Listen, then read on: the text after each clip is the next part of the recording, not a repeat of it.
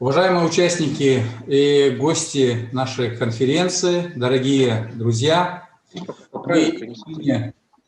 мы искренне рады приветствовать вас на международной онлайн-конференции «Толерантность. Основа мировой цивилизации», посвященной Всемирному дню толерантности. Современные реалии проявления нетерпимости, рост экстремизма, распространение радикализма, насилия во всем мире требуют от нас всех укрепления взаимодействия по вопросам именно толерантности, углубления взаимопонимания между различными культурами и народами. 16 ноября, как вам известно, в 1995 году члены ЮНЕСКО приняли декларацию принципов терпимости, а в 1996 году Генеральная ассамблея Организации Объединенных Наций предложила ежегодно отмечать день 16 ноября как Международный день, посвященный терпимости, то бишь толерантности. В этом ключе я считаю знаковым именно казахстанскую модель толерантности, также модель других государств. Наша страна, наша модель национального единства, общественного согласия, которая стала своего рода фундаментальной и системообразующей основой, отражающей в себе глубинный смысл успешных преобразований в нашей стране.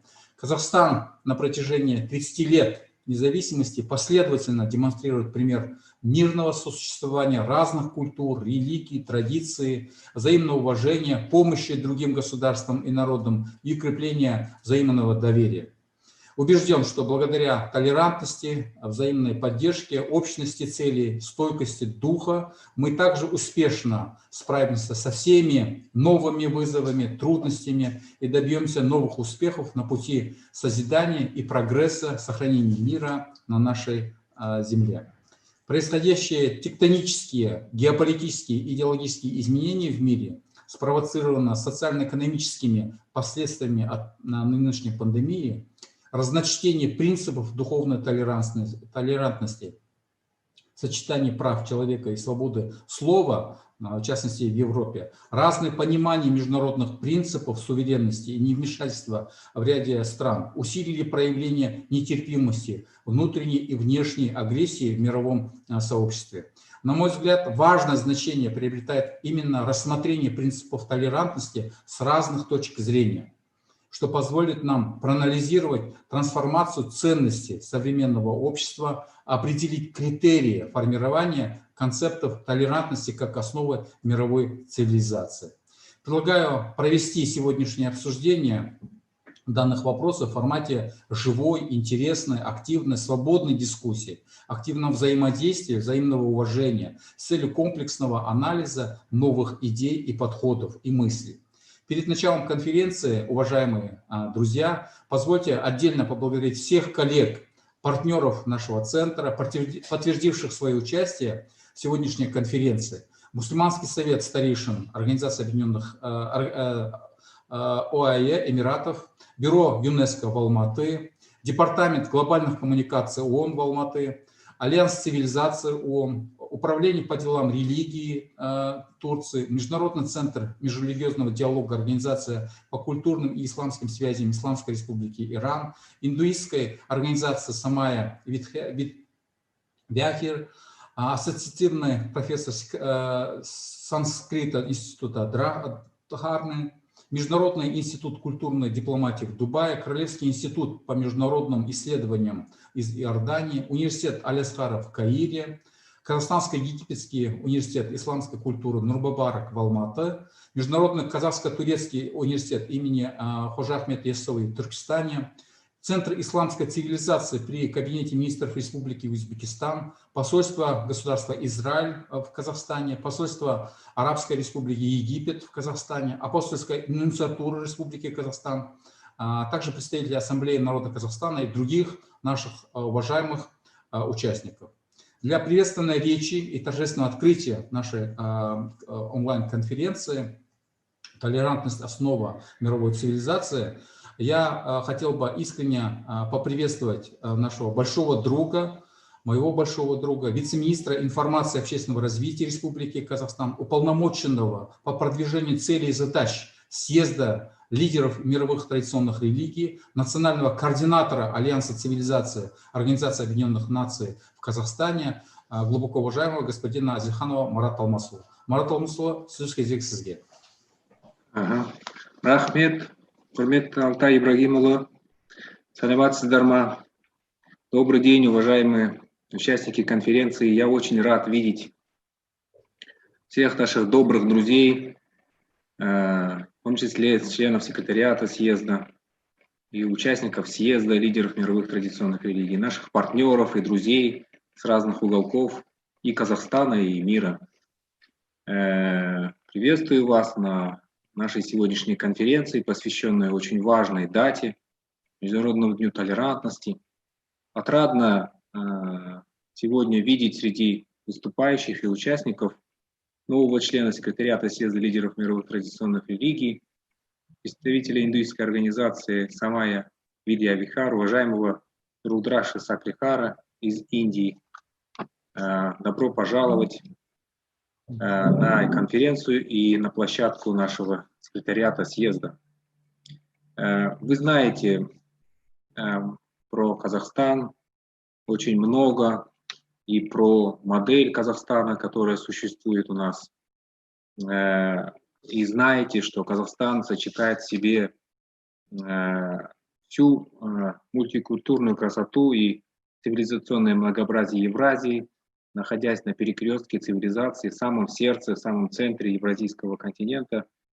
В Казахстане проживает 130 этносов и функционирует 18 конфессий, более 3500 религиозных объединений. И во все времена именно на базе толерантности и межкультурного диалога строилась вся жизнь большой степи. И за годы независимости в Казахстане еще больше укрепился базовый принцип нашей модели межкультурного диалога и толерантности. Это прежде всего взаимное уважение к любому человеку, независимо от его расы, веры и вероисповедания. Можно с уверенностью сегодня говорить о нашей собственной модели межэтнической толерантности, общественного согласия. Конечно, опыт других стран для нас очень интересен, и каждая страна, вы в том числе, моделируете в своей стране, в своих обществах самые эффективные модели сосуществования различных этносов и религий. Мы гордимся своей моделью и тем, что за 30 лет независимости, да и за века предыдущей нашей цивилизации у нас не было конфликтов на этнической либо религиозной почве. И поэтому религиозная толерантность, а еще лучше сказать, все-таки взаимное уважение, стали решающим фактором мира и согласия у нас в Казахстане. И мы с полным правом с 2003 года начали проводить съезд лидеров мировых и традиционных религий. Это диалоговая площадка, которая собирает самых больших лидеров традиционных религий со всех уголков мира, тем, чтобы поделиться опытом строительства мира на принципах взаимного уважения, мира и согласия.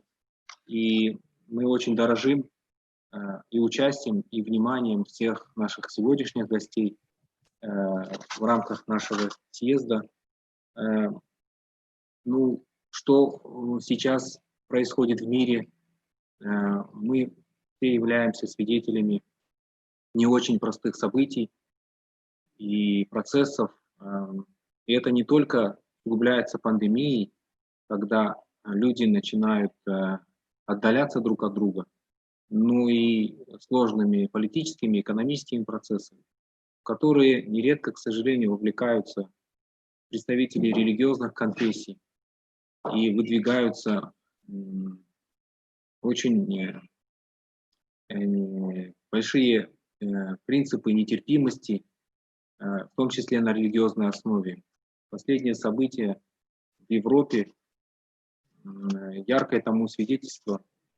И, безусловно, в этом ключе каждый голос религиозного деятеля, каждый голос общественного деятеля, голос, который призывает к терпимости, к обмену, к толерантности, к взаимному уважению, он очень важен.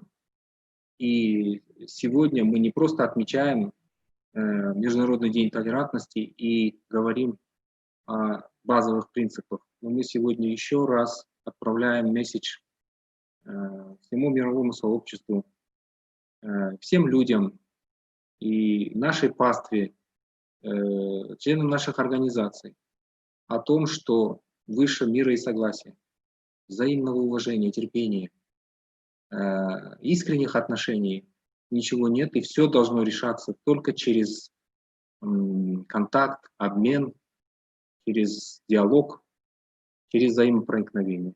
Поэтому поздравляю всех присутствующих с этим очень важным, нерядовым праздником в календаре международных событий и пожелаю всем вам, безусловно, и крепкого здоровья, и успешной работы в столь непростое время. Еще раз разрешите от имени Министерства информации и общественного развития Казахстана приветствовать вас и пожелать конференции плодотворной работы. Спасибо. Құрметті Марат Алмасұлы, бұл жақсы сөздеріңізге конференцияға мазмұнды өтеді деген сенімдеміз. Большое спасибо, глубоко уважаемый Марат Алмасович. Следующее слово, перед тем, как передать слово, я бы хотел отметить, что в 2019 году, 4 февраля, при большой посредничестве, большой миссии руководства Объединенных Арабских Эмиратов был подписан исторический документ под названием «Документ о человеческом братстве» Human Fraternity. Данный документ был подписан между гранд-имамом Аль-Асхара и главой католической церкви при посредничестве правительства Эмиратов.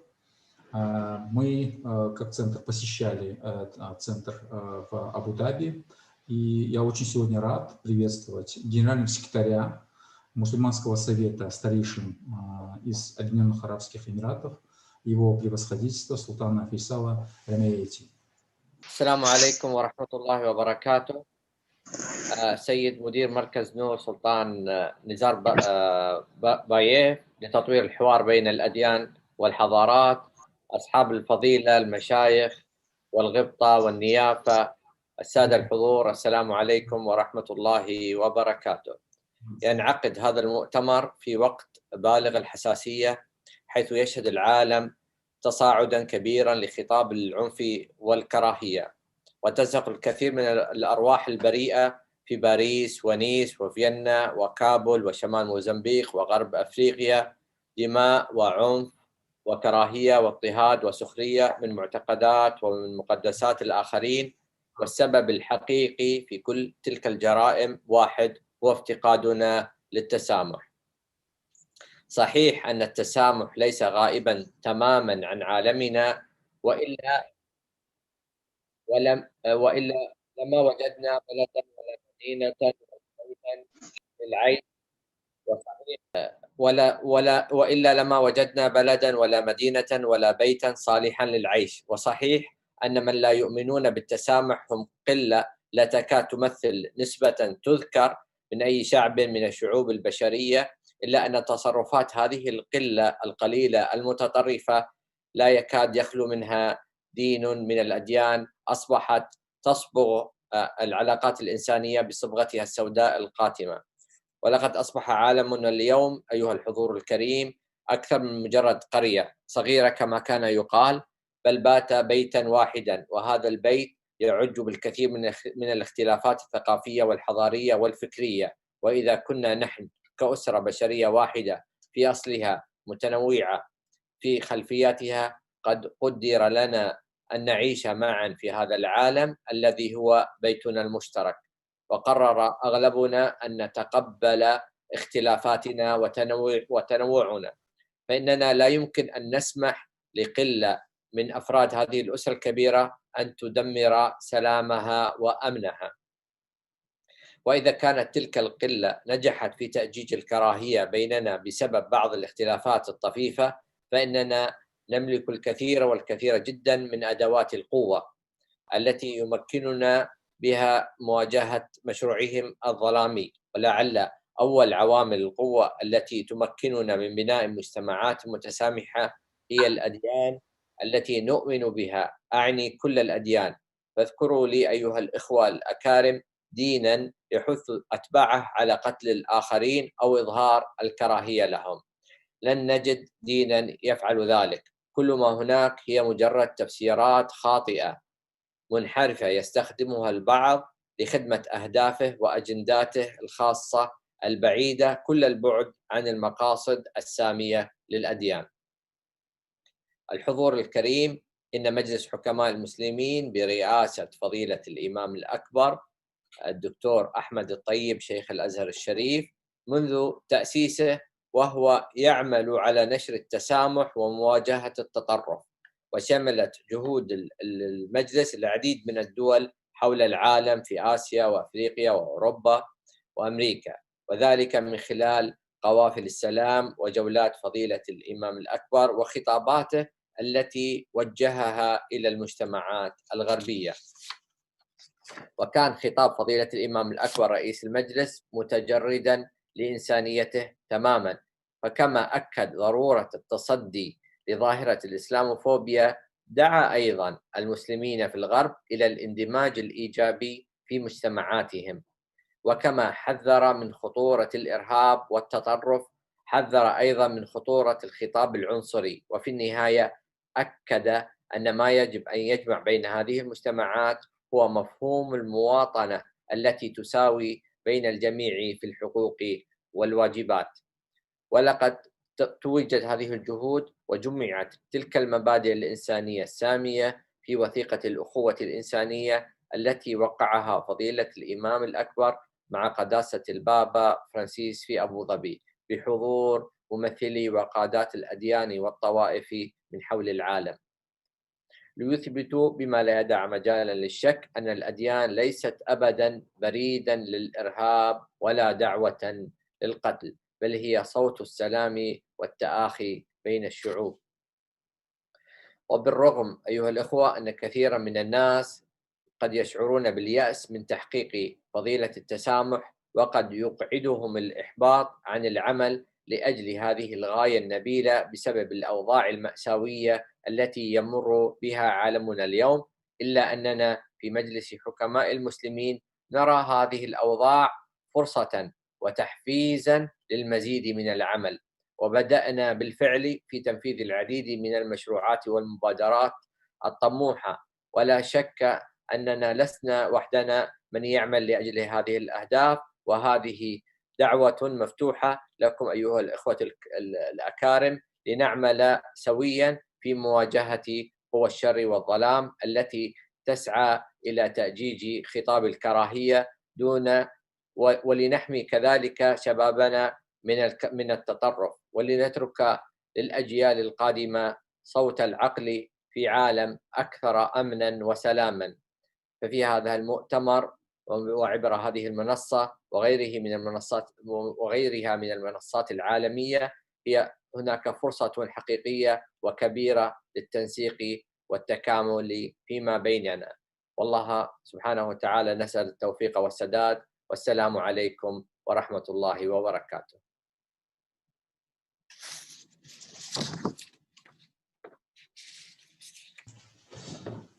Ваше Превосходительство, огромное спасибо за ваше теплое высказывание, ваши слова.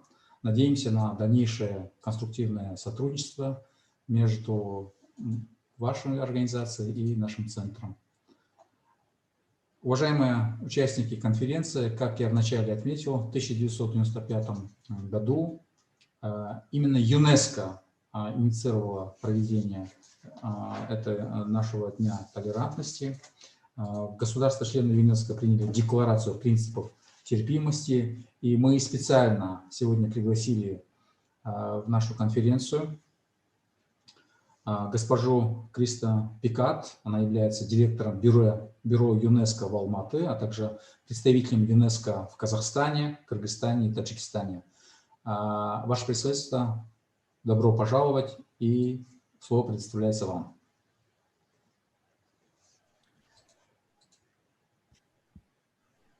Ассаламу алейкум. Good Rahmet, господин Nabibulayev, dear Deputy Minister Azil Khanov, distinguished participants, ladies and gentlemen. I'm very pleased to participate in today's meeting on behalf of UNESCO that is dedicated to the International Day for Tolerance. Let me start by expressing my thanks to the organizers of the meeting, Nazarbayev Center for Development of Interfaith and Intercivilizational Dialogue, for the invitation to this important meeting. As was already said, in 1996, the UN General Assembly adopted Resolution 5195, proclaiming 16 November as International Day for Tolerance. This action followed the adoption of a Declaration of Principles on Tolerance by UNESCO's member states on 16 November the previous year, in 1995. In her Day of Tolerance message, UNESCO's Director General Audrey Azoulay stated that, among other things, the declaration affirms that tolerance is neither indulgence nor indifference. It is respect and appreciation of the rich variety of our world's cultures, our forms of expression and ways of being human. Tolerance recognizes the universal human rights and the fundamental freedoms of others. People are naturally diverse. Only tolerance can ensure the survival of mixed communities in every region of the globe. In Voltaire's essay on tolerance in 1764, he invited humanity to strive towards dialogue and peace with the following words. What is tolerance? It is a prerogative of humanity. We are full of weaknesses and errors. Let us mutually pardon each other of our follies. It is the first law of nature. Today, more than 250 years later, his message has lost no relevance. What this definition tells us is that tolerance is more than standing idly by or remaining insensitive to differences between men and women, cultures and beliefs. Tolerance is respect, acceptance, and appreciation of the rich diversity of our world's cultures, our forms of expressions, and ways of being human. Tolerance is indeed a state of mind, an awareness and a requirement. It is to realize that cultural diversity is a form of wealth, not a factor of division. It is to perceive that each culture, beyond immediate or apparent differences, is a constituent part of universality and speaks a common language of humanity. Tolerance is, in short, a virtue that makes peace possible, as the former UN Secretary General Kofi Annan once said. Since its foundation, UNESCO has aimed to build peace in the minds of men and women by combating the intolerance that still too often tears our societies apart, and by relentlessly fighting all forms of racism and discrimination. Through our programs of global citizenship education and prevention of violent extremism, through a constant call for dialogue among peoples, through promotion of a culture of peace built on inclusion and mutual respect, UNESCO bears and echoes the message of tolerance, true to its mission of being the conscience of the United Nations, as a former UNESCO Director General Federico Moyor once said. At a time when extremism and fanatism are unleashed too often, at a time when the venom of hatred continues to poison a part of humanity, tolerance has never been more vital a virtue. The practice of tolerance does not mean toleration of social injustice or abandonment or weakening of one's convictions, as it says in UNESCO's Declaration of Principles of Tolerance. It means that one is free to adhere to one's own convictions and accepts that others adhere to theirs. So on this International Day of Tolerance, I would like to express my appreciation to you all for sharing this message of tolerance and peace. Thank you for your attention. Your Excellency, thank you very much for your warm welcome speech, and I think you upgraded and have made some fresh definition of the tolerance in our modern world and the current international relations. I think all your definitions and all your messages so important for all of us. Thank you once again, and I look forward to establish cooperation between UNESCO, our center, and I hope we can, in the coming future, some significant agreement between our two institutions. Once again, thank you so much.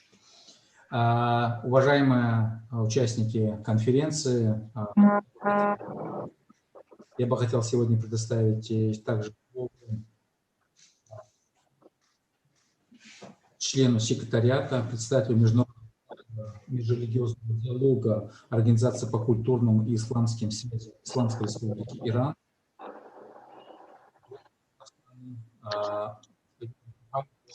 Сирии.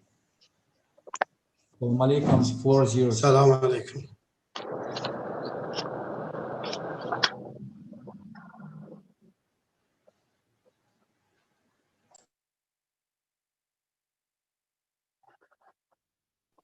Good afternoon. Bismillah ar-Rahman ar-Rahim.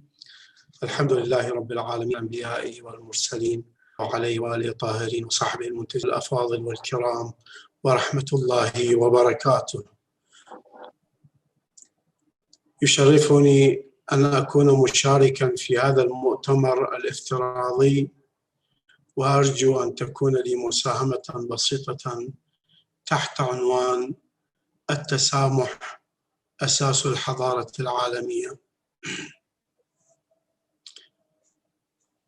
في بادئ الأمر أتوجه بالشكر إلى كازاخستان حكومة وشعباً على هذه الدعوة الكريمة، وأخص بالشكر مركز نظربايوف لتنمية العلاقات والحوار بين الأديان والحضارات.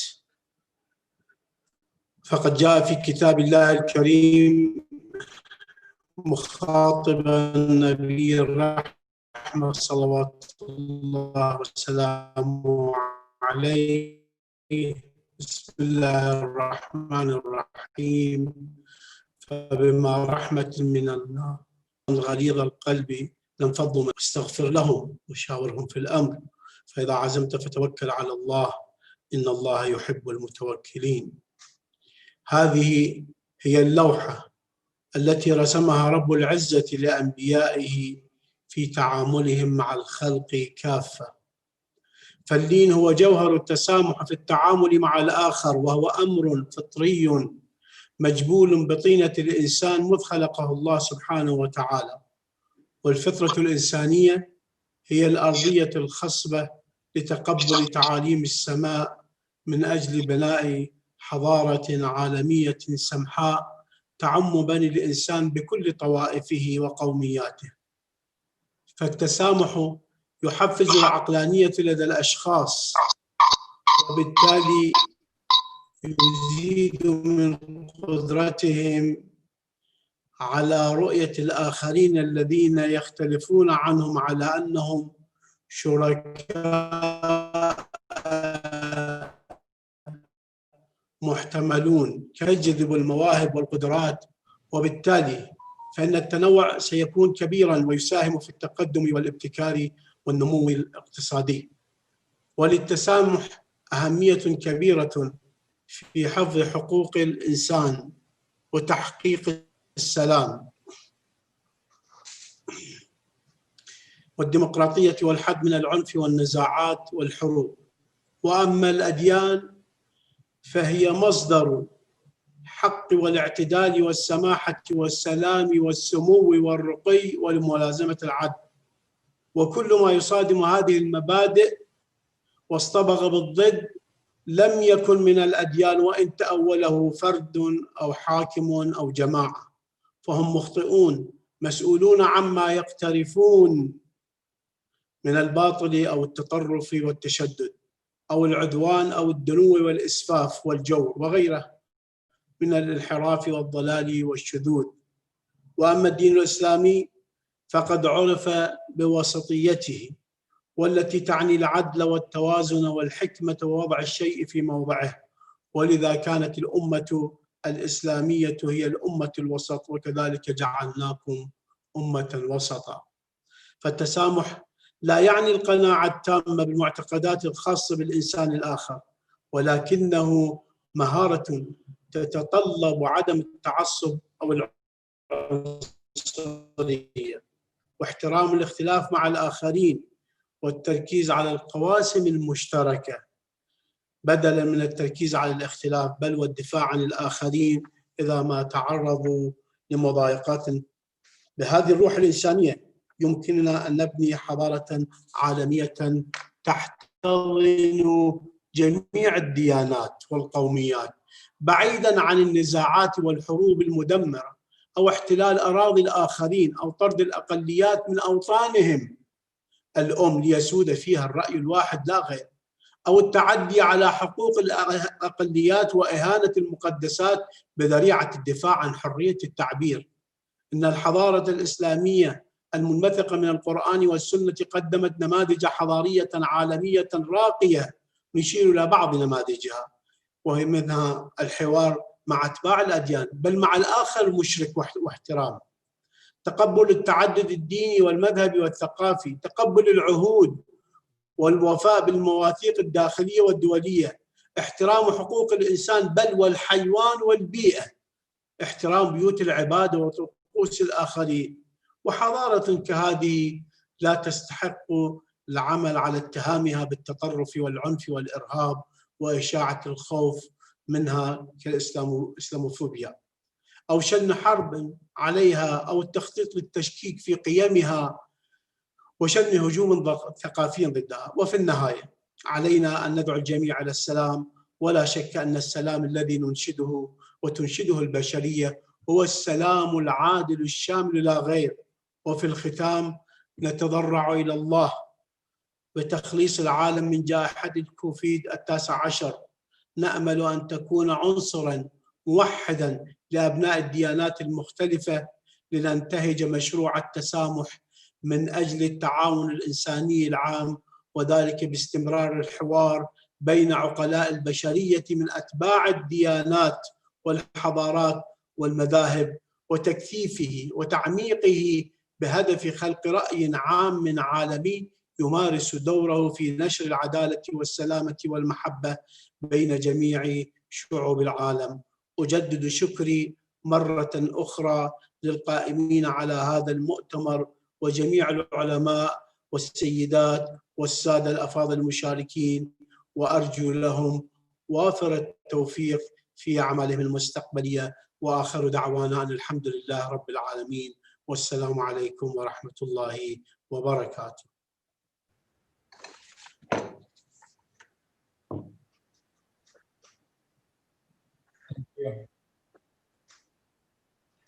Your Excellency, thank you very much for your welcome speech, and I think we look forward to see you in Kazakhstan. Due to the pandemic, we couldn't meet with you in this year. I hope to see you next year, inshallah, and to the Secretariat and the upcoming 7th Congress of the World Religions Leaders.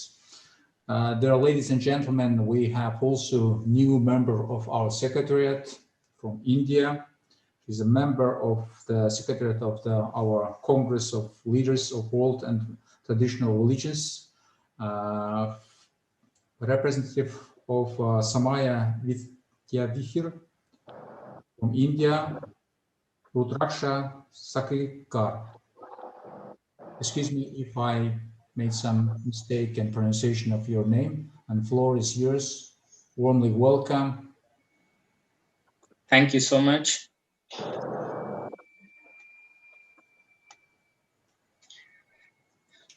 Thank you so much. We'd like to see you if you can switch your video. Yes, sir. Is my video visible? No, unfortunately, visible. Yes. Okay, visible. Yes. Yeah, go ahead, please. Thank you.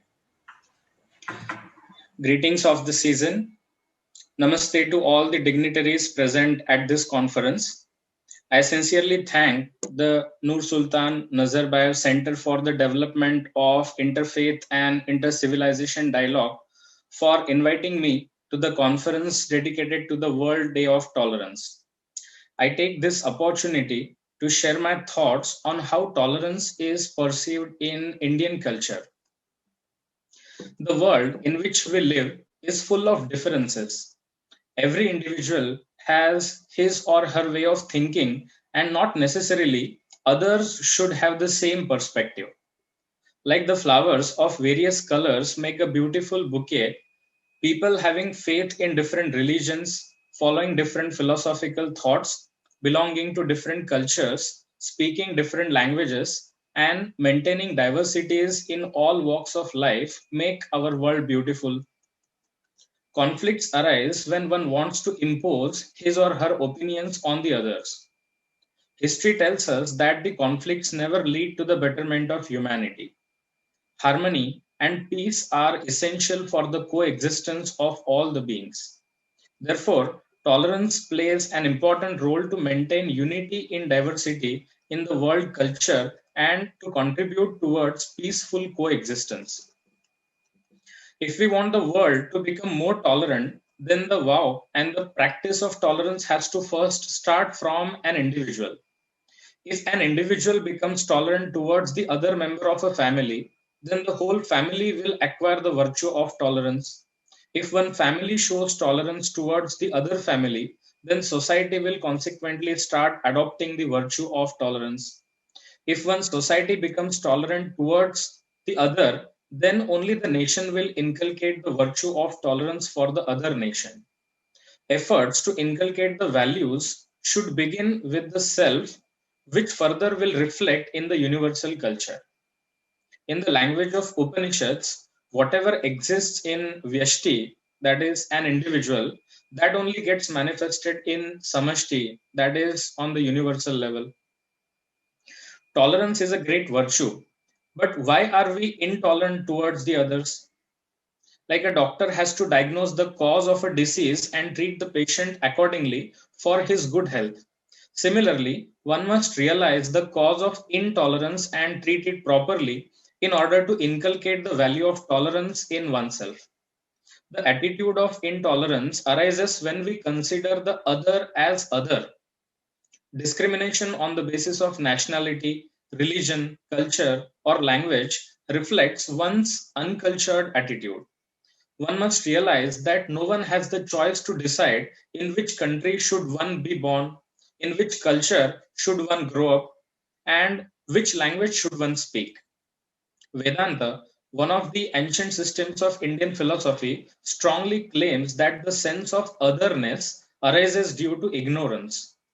Vedanta states that all the beings might appear to be different than each other, but the differences are only in the external forms, but the real self, that is Atma of all the beings, is only one. The attitude of intolerance might sometimes arise due to unnecessary comparison and the false notion of superiority or inferiority. It is commonly seen that when one finds the other person happier than him or her, then one becomes jealous of him.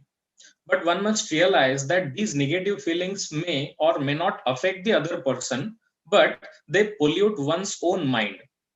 Chitta Prasadana, mentioned in the yoga tradition, includes the practice of inculcating 4 attitudes which can be very effective to eliminate the negativity and intolerance towards the others. These 4 attitudes are: first one is Maitri. One should develop the attitude of friendship or loving kindness towards the happy person. Second is Karuna. One should develop the attitude of compassion towards the person who is in grief. Third one is mudita. One should become happy for the person who is more virtuous, successful, and prosperous. And fourth one is upeksha. One should develop the feeling of indifference and equanimity for the person who is less virtuous or unsuccessful. These four attitudes are very effective to make one's own mind happy, calm, and tolerant. Bhagavad Gita, the most appreciated text in the Indian culture, speaks highly about the importance of tolerance at several places. And I quote, experiences of external objects of the world create various feelings such as pleasure and pain, heat and cold, etc. But one must understand that they are temporary. Hence, one must bear them patiently. One who does not get disturbed by these positive and negative feelings, he attains the enlightenment. He whose mind is not shaken by adversity, who does not hanker after happiness, who has become free from attachment, fear, and anger, is indeed a person with steady wisdom. Someone has defined tolerance as giving every right to other human being that you claim for yourself. Bhagavad Gita goes one step ahead and it teaches not only to count all human beings as equal, but also animals, birds, and all other living beings. Vidya Vinaya Sampanne, Brahmane Gavi Hastini, Shuni Chaiva Shvapakecha, Panditaha Samadarshinaha. This means the real scholar consider a learned man, a cow, an elephant, a dog, and one who kills and eats a dog too to be equal. Though tolerance is the basis of world civilization, value of the tolerance is not really understood by all. Therefore, the virtue of tolerance should be imbibed with alertness, not with blind faith in everyone. Tolerance should not be misunderstood as a weakness of a person. There are a few people in the world who really do not understand the value of virtues like tolerance, love, truth, and equanimity. But I believe that the constant efforts of good and like-minded people and institutions will definitely succeed in making more harmonious world. Nur Sultan Nazarbayev Center for the Development of Interfaith and Intercivilization Dialogue is playing the vital role to maintain peace and harmony and is contributing towards bridging the gaps and making the whole world as one family. I would like to conclude my talk by quoting some of the stanzas of the prayer composed by Saint Jnaneshwara, who was a poet and a devotee who lived in the 13th century. This prayer represents the paramount of love, affection, and tolerance as much as everyone can have towards the others. And I quote, I pray the universal God, may who be pleased with my writings and happily grant me the boon that may the evil thoughts of evils, the cruelty of cruel come to an end, may they get enlightenment and abandon their sinful thoughts and acts. May they be inclined towards righteous acts. May all living beings become friends and live happily with each other. May the world be full of pious people who, like the moon, are soothing but spotless, who, like the sun, are enlightened with the knowledge but are calm and cold, who are free from ego and who are filled with love and compassion for everyone. With this, I would like to conclude and I would like to thank each and every member of this conference. I wish everyone a very happy Diwali, the festival of lights and sharing joy, which starts from today. Thank you so much for inviting me to this conference. Thank you so much. Thank you. Thank you, sir, for your kind speech. Very philosophic and lyric ideas. I can see each other in the Nur Sultan next year. Welcome aboard. And thank you very much. Thank you so much. Dear friends, we have invited also, I've mentioned before that in 1996, GA of UN adopted declaration concerning our day, and from 1997, from 16th of November, we're celebrating this day as International Day of the Tolerance. We invited head of the UN Department of Global Communications, my friend from Almaty, Dobry den, Vlastimil Samek. Your Excellency, floor is yours. Thank you very much, Your Excellency, Ambassador Abibulaev. Greetings to His Excellency, the Deputy Minister. Of course, Your Excellencies, ladies and gentlemen, colleagues, friends, great pleasure and honor being here today and participating in this certainly very important event, which definitely reflects more than ever the importance of the tolerance dialogue and civilizational kind of discourse. Let me start my very brief kind of welcoming remarks by quoting the former United Nations Secretary General Kofi Annan. And I think the way he has actually kind of marked his position or his views of the tolerance is quite remarkable. I'm quoting, alongside an infinite diversity of cultures, there does exist one global civilization in which humanity's ideas and beliefs meet and develop peacefully and productively.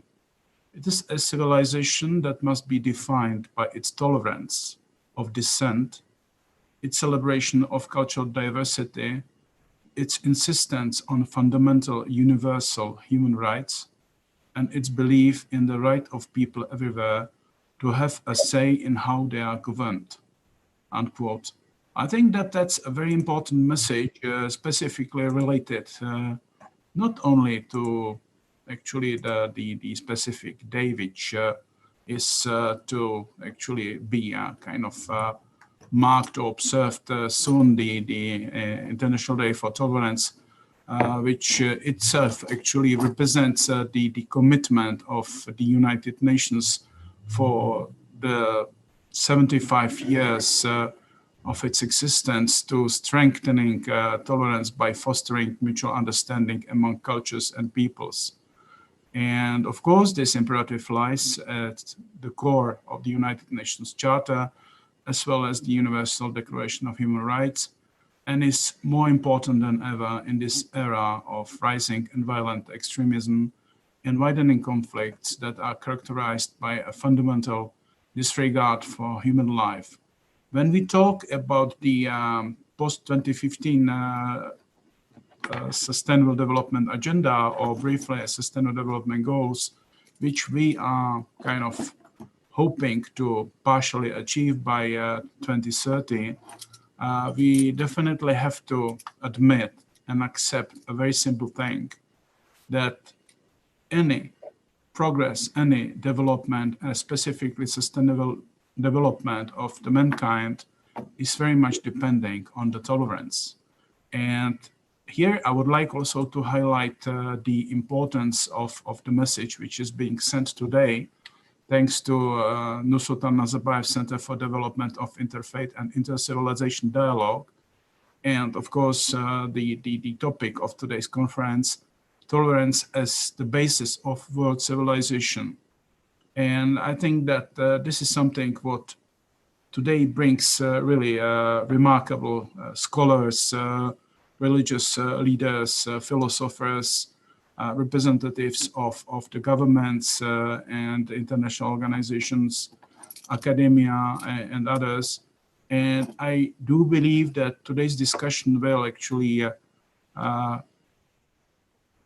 contribute to, I would say, broader and better understanding of the importance of the tolerance. Also, in the conclusion of my remarks, I would like to remind us all that still we are also finding ourselves in the international decade for the rapprochement of cultures, which is a very international important decade, as it is expected to be understood as a commitment for addressing the pressing need to take into account and clearly demonstrate new articulations between cultural diversity and universal values, and that the rapprochement of cultures implies that international security and social inclusion cannot be attained sustainably without a commitment to such principles as human dignity, conviviality, and solidarity, which are the cornerstones of human coexistence in all faiths and secular ideologies. And this is also the essence of the tolerance. Thank you very much once again, Excellency, Mr. Abdulbayev, Ambassador, my friend. Thank you all, colleagues, ladies and gentlemen, Excellencies. Pleasure being here today with you. Thank you. Your Excellency, thank you very much for your fantastic remarks.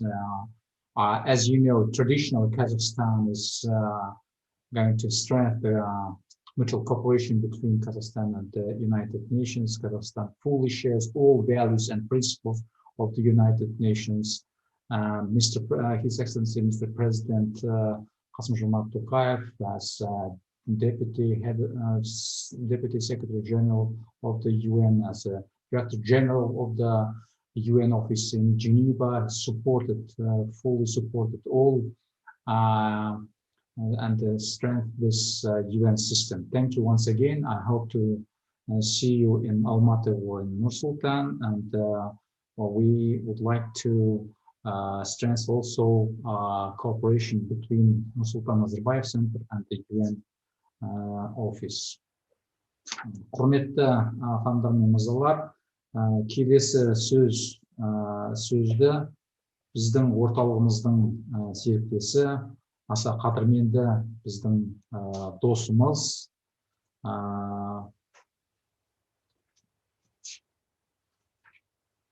Драсилов Болатбек Серікбайұлына бергім келіп отыр.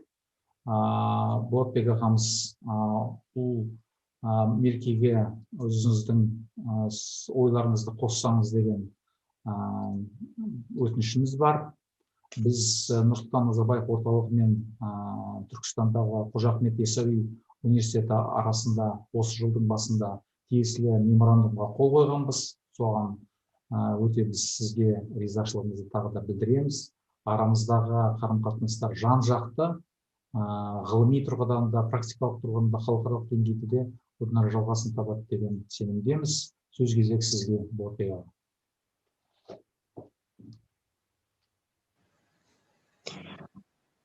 Bismillahirrahmanirrahim. Elhamdülillahi Rabbil alemin. Ve salatu ve selamu ala Resulina Muhammed ve ala alihi ve sahbihi ecma'in. Your Excellencies, distinguished guests and their participants, at the outset I would like to greet you all with the greetings of Islam. Assalamu alaikum wa rahmatullahi wa barakatuh. Excuse me. Selim Argun, excuse me. Sure. Excuse me, I gave the floor to Mr. Drasilov Bolotbek. He's the president. Okay, sorry. I was informed that the next speaker is me.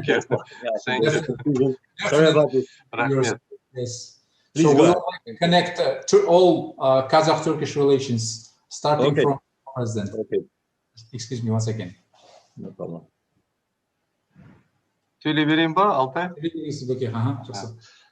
Добрый день, уважаемые участники конференции. Прежде всего, от имени коллектива Международного Казахско-Турецкого университета имени Қожа Ахмеда Яссауи хотел бы приветствовать вас на очень таком важном мероприятии международной онлайн-конференции «Толерантность. Основа мировой цивилизации». Хотел бы поблагодарить Алтая Ибрагимовича, Центр Назарбаева за любезное приглашение принять участие в работе данной международной конференции. На этой конференции вместе со мной участвуют и наши ученые. Наш университет находится в древнем городе Туркестане, где покоится один из величайших философов, мыслителей, ученый, поэт Қожа Ахмет Яссауи. Его мавзолей, который был построен Анвар Тимиром в свое время, он входит в список ЮНЕСКО. Хожа Ахмед Ясави известен всему миру своими философскими трактатами. Один из его выдающихся работ – это «Дивани Хикмет». Он уделял в своей работе очень большое внимание согласию между людьми, согласию между людьми, которые исповедуют различные религии. И в одном из своих трактатов он сказал: «Если будет перед тобой неверный, не делай обиды ему. От сердца жестокого, от души обидчика отвращается Господь. О Аллах истинный, такому рабу уготовано наказание ада». То есть его работы, его отношения, его философия, она строилась именно на том, чтобы между людьми всегда было согласие, чтобы между государствами был мир и согласие. И я думаю, что не случайно, что с момента создания нашего государства наш президент, первый президент Елбасы Нурсултан Абишевич Назарбаев, одним из таких основ нашей государственной политики, внутренней политики, это он провозгласил это межнациональное согласие, межконфессиональный диалог и согласие, толерантность. И более того, он создал специальный институт, это Ассамблея народа Казахстана, где решаются многие вопросы, связанные с нашими деятельностью, жизнью, защиты интересов всех национальностей, которые проживают в нашей стране. А вы знаете, что наша страна – это многонациональная страна. Более 100 национальностей проживают в нашей стране, и практически все направления религии у нас представлены в нашей стране. И наша страна является платформой для обмена мнениями, для диалога как межцивилизационного, так и диалога различных конференций. И вы знаете, что у нас на постоянной основе проводится съезд мировых лидеров, где представители, руководители различных религиозных течений имеют возможность обмениваться мнениями, решать определенные вопросы, спорные вопросы. И, конечно, сегодняшнее мероприятие, которое проводится под эгидой Назарбаев-центра, поставлена очень серьезная задача по формированию толерантного и уважительного отношения к богатому многообразию культур разных народов мира, интеграция вокруг общих человеческих ценностей, продвижение идей мира, духовного согласия, солидарности в международном сообществе. Я хотел бы от имени коллектива Международного казахско-турецкого университета имени Хожа Ахмед Ясави пожелать всем участникам сегодняшнего мероприятия успехов в решении поставленных задач, выработке плодотворных, полезных идей, которые будут реализованы в практике и в теории. Спасибо за внимание. Болотбек Павел Улькен Рахмет, большое спасибо вам за мудрые слова, за цитату Хожа Ахмед Ясави. Я думаю, что для всех наших участников это будет очень интересно. Я недавно сам лично побывал в Туркестане. Искренне всех после завершения пандемии еще раз приглашаю посетить Туркестан.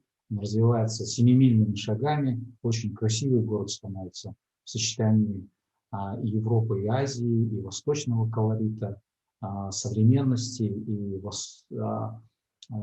казахстанской специфики. В общем, он очень красивый город будет. Я думаю, что в следующем году будет красивая презентация этого города. Еще раз вам спасибо. Надеемся на плодотворное сотрудничество между центром и университетом. Теперь, как было обещано, турецкая тематика продолжается. Я бы хотел теперь слово предоставить долгожданному выступлению. Ассаламу алейкум. So I'd like to give the floor Deputy Chairman of the Department of Religion Affairs of the Turkey, brotherly country, our Your Excellency, Mr. Selim Argun. Selim Bey, Assalamu alaikum. Thank you. Aleyküm selam. Teşekkür ediyorum. Bismillahirrahmanirrahim. Elhamdülillahi Rabbil alemin. Ve salatu ve selamu ala Resulina Muhammedin ve ala alihi ve sahbihi ecma'in. Your Excellencies, distinguished guests and their participants, at the outset I would like to greet you all with the greetings of Islam. Assalamu alaikum wa rahmatullahi ta'ala wa barakatuh. Secondly, I would like to convey the greetings of our President, Presidency of Religious Affairs of Republic of Turkey, Professor Ali Erbash, to all of you. And thirdly, I would like to express my sincere thanks and gratitude to the director of Nursultan Nazarbayev Center for the Interfaith and Intercivilizational Dialogue for bringing us together in this auspicious evening, auspicious meeting. The center has added a new one to its traditional meetings this year and giving us the opportunity to reflect on the concept of tolerance once again, and thank you very much. Respected participants, tolerance is a value between forbearance and acceptance. In human relations, it is respect for the other party's verbal or actional declaration of what they know is true, while continuing to adopt their own truth. In tolerance, which is a conscious choice, neither side offers grace to the other or accept it by force. On the contrary, they deliver the rights of the other party. In tolerant societies, the units that make up the society preserve their own identity and belongings, but consider the laws of others who are different from themselves as inviolable as their own. In this respect, tolerance is closely related to the virtues of rights and justice that form the basis of civilization. Dear respected participants, as we all know, social life and the construction of civilization are among the features that make human different from other living species. There are many species living in communities, but the decision-making mechanism that distinguish the good and bad, the good from the bad, and the right from the wrong are unique to human societies. As Aristotle describes man as the zone politikon, the founder of sociology, on the other hand, the Muslim thinker Ibn Khaldun says, human beings are civilized by nature, al-insanu madaniyun bit-taba', and points out that human beings came together around a certain set of values and established civilizations by going beyond their natural needs. Civilizations are shaped according to the values that societies have built their decision mechanisms on. Dear respected brothers and sisters, human history has witnessed civilizations that put social differences on legal foundations, as well as painful experiences that disregard the laws of others, such as crusades, the 30 Years' Wars, the 100 Years' Wars, and the Srebrenica genocide. Tolerance has appeared many times as an experience of civilization in the history, and today there are promising examples in this regard. For instance, the Ottoman millet system, in which the rights of every religious group were secured with legal documents, is the most concrete example of this. However, the protection of the law of different religions is not unique to the Ottoman example, but is a general characteristic of Islamic civilization. One of the most prominent examples of this is the Jewish scholar Maimonides Musa bin Maimun, who died in 1204, who spent his life in Indonesia, Morocco, and Egypt. In a period when the Jews were under persecution all over the world, Musa bin Maimun interacted with the Islamic philosophers thanks to the free environment that the Islamic lands, and found the opportunity to rethink and reorganize the Jewish belief and legal system. Esteemed religious scholars and their participants, how individuals of different religions, languages, and ethnic origins can live together without damaging the social peace and unity of their countries has become a more visible problem in today's world than in the past. Today, social diversity in the modern world is explained through two metaphoric explanations. The first metaphor is a melting pot model, where the other identities are melted in a pot in order to ensure national unity. People of different beliefs and origins seemingly take part in the same society, but after a while, they are assimilated into a dominant culture. As one of the dilemmas of the modern society, this situation is an indication that we have not yet made enough progress to protect the rights of different, no matter how close human beings are to each other, thanks to the transportation and information technology, of course. In other model, the second metaphor referred as the metaphor of fruit salad. Every element that makes up society is a part of whole by protecting their identity and belonging.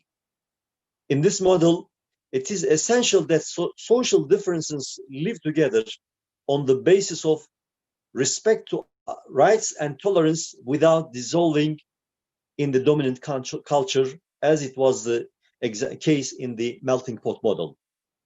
Distinguished participants, we should underline that the fruit salad metaphor and similar example of that Ottoman system, millet system, are lived in today's Kazakhstan. As the wise leader of Eurasia, Nursultan Nazarbayev, stated in the National Unity Doctrine, people from 130 different countries belonging to 31 ethnic groups and 18 different religions and sects share one land and one destiny in Kazakhstan. The wise leader foresees a social order based on the respect and tolerance among the peoples with the principle of Uluslararası Tatuluk, meaning peace among people, and between religious group with the principle of Dinarası Tatuluk, meaning peace among religions. Kazakhstan has succeeded in securing this order with the legal system and state mechanism as it was in the Ottoman millet system in the past. This similarity between practices in two different periods of history and in two different geographies is not coincidental. In the Fergana Valley, which embraces people of many beliefs and origins, a wise understanding of religion, which is tightly bound to the basic sources of religion, as well as respecting the law of others, prospered since the early days of Islam. The tolerance model that the Ottomans brought to the life in the past and the Kazakhstan is trying to implement under the leadership of Nazarbayev today is fed by our common roots in our ancestral homeland, Central Asia. Kazakhstan progress in establishing a state and social order in which the citizens of all faiths and backgrounds can live freely is further beyond the point where many European countries, which are considered to be pioneers in democracy and human rights, have reached today. In many European countries, especially France, fortunately, where 10-year-old primary school children were questioned on terrorism charges, unfortunately, the medieval mentality resurfaced and racist tendencies changed targets. The racist hatred and hostility manifested as anti-Semitism in the past is now being inflamed as anti-Islamism. Esteemed participants, such gatherings where officials, academics, thinkers, philosophers, and religious scholars from all over the world come together will play an important role in spreading the culture of tolerance. The meeting of especially religious scholars and officials is not to create platforms where beliefs are competed or where different religions and creeds are melted into a pot under the name of dialogue. We should focus on how to make the culture of tolerance prevail in our societies by addressing the positive experiences we have gained from the past and the present altogether. In concluding my words, I would like to thank all those who contributed to the organization of this meeting, and wish this meeting, this conference, to be a step forward, the construction of truly tolerant societies where each individual can live in peace with their own belief and identity. Thank you again for the kind invitation.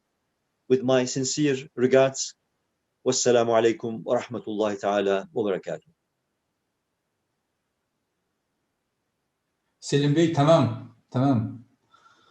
Your Excellency, once again, thank you very much. Our best regards, His Excellency Ali Erbash. Thank you very much for the warm hospitality and the fantastic meeting in Ankara one took place last year.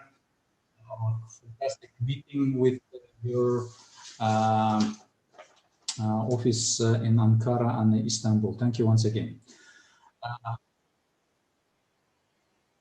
Уважаемые участники конференции, взаимоотношения внутри разных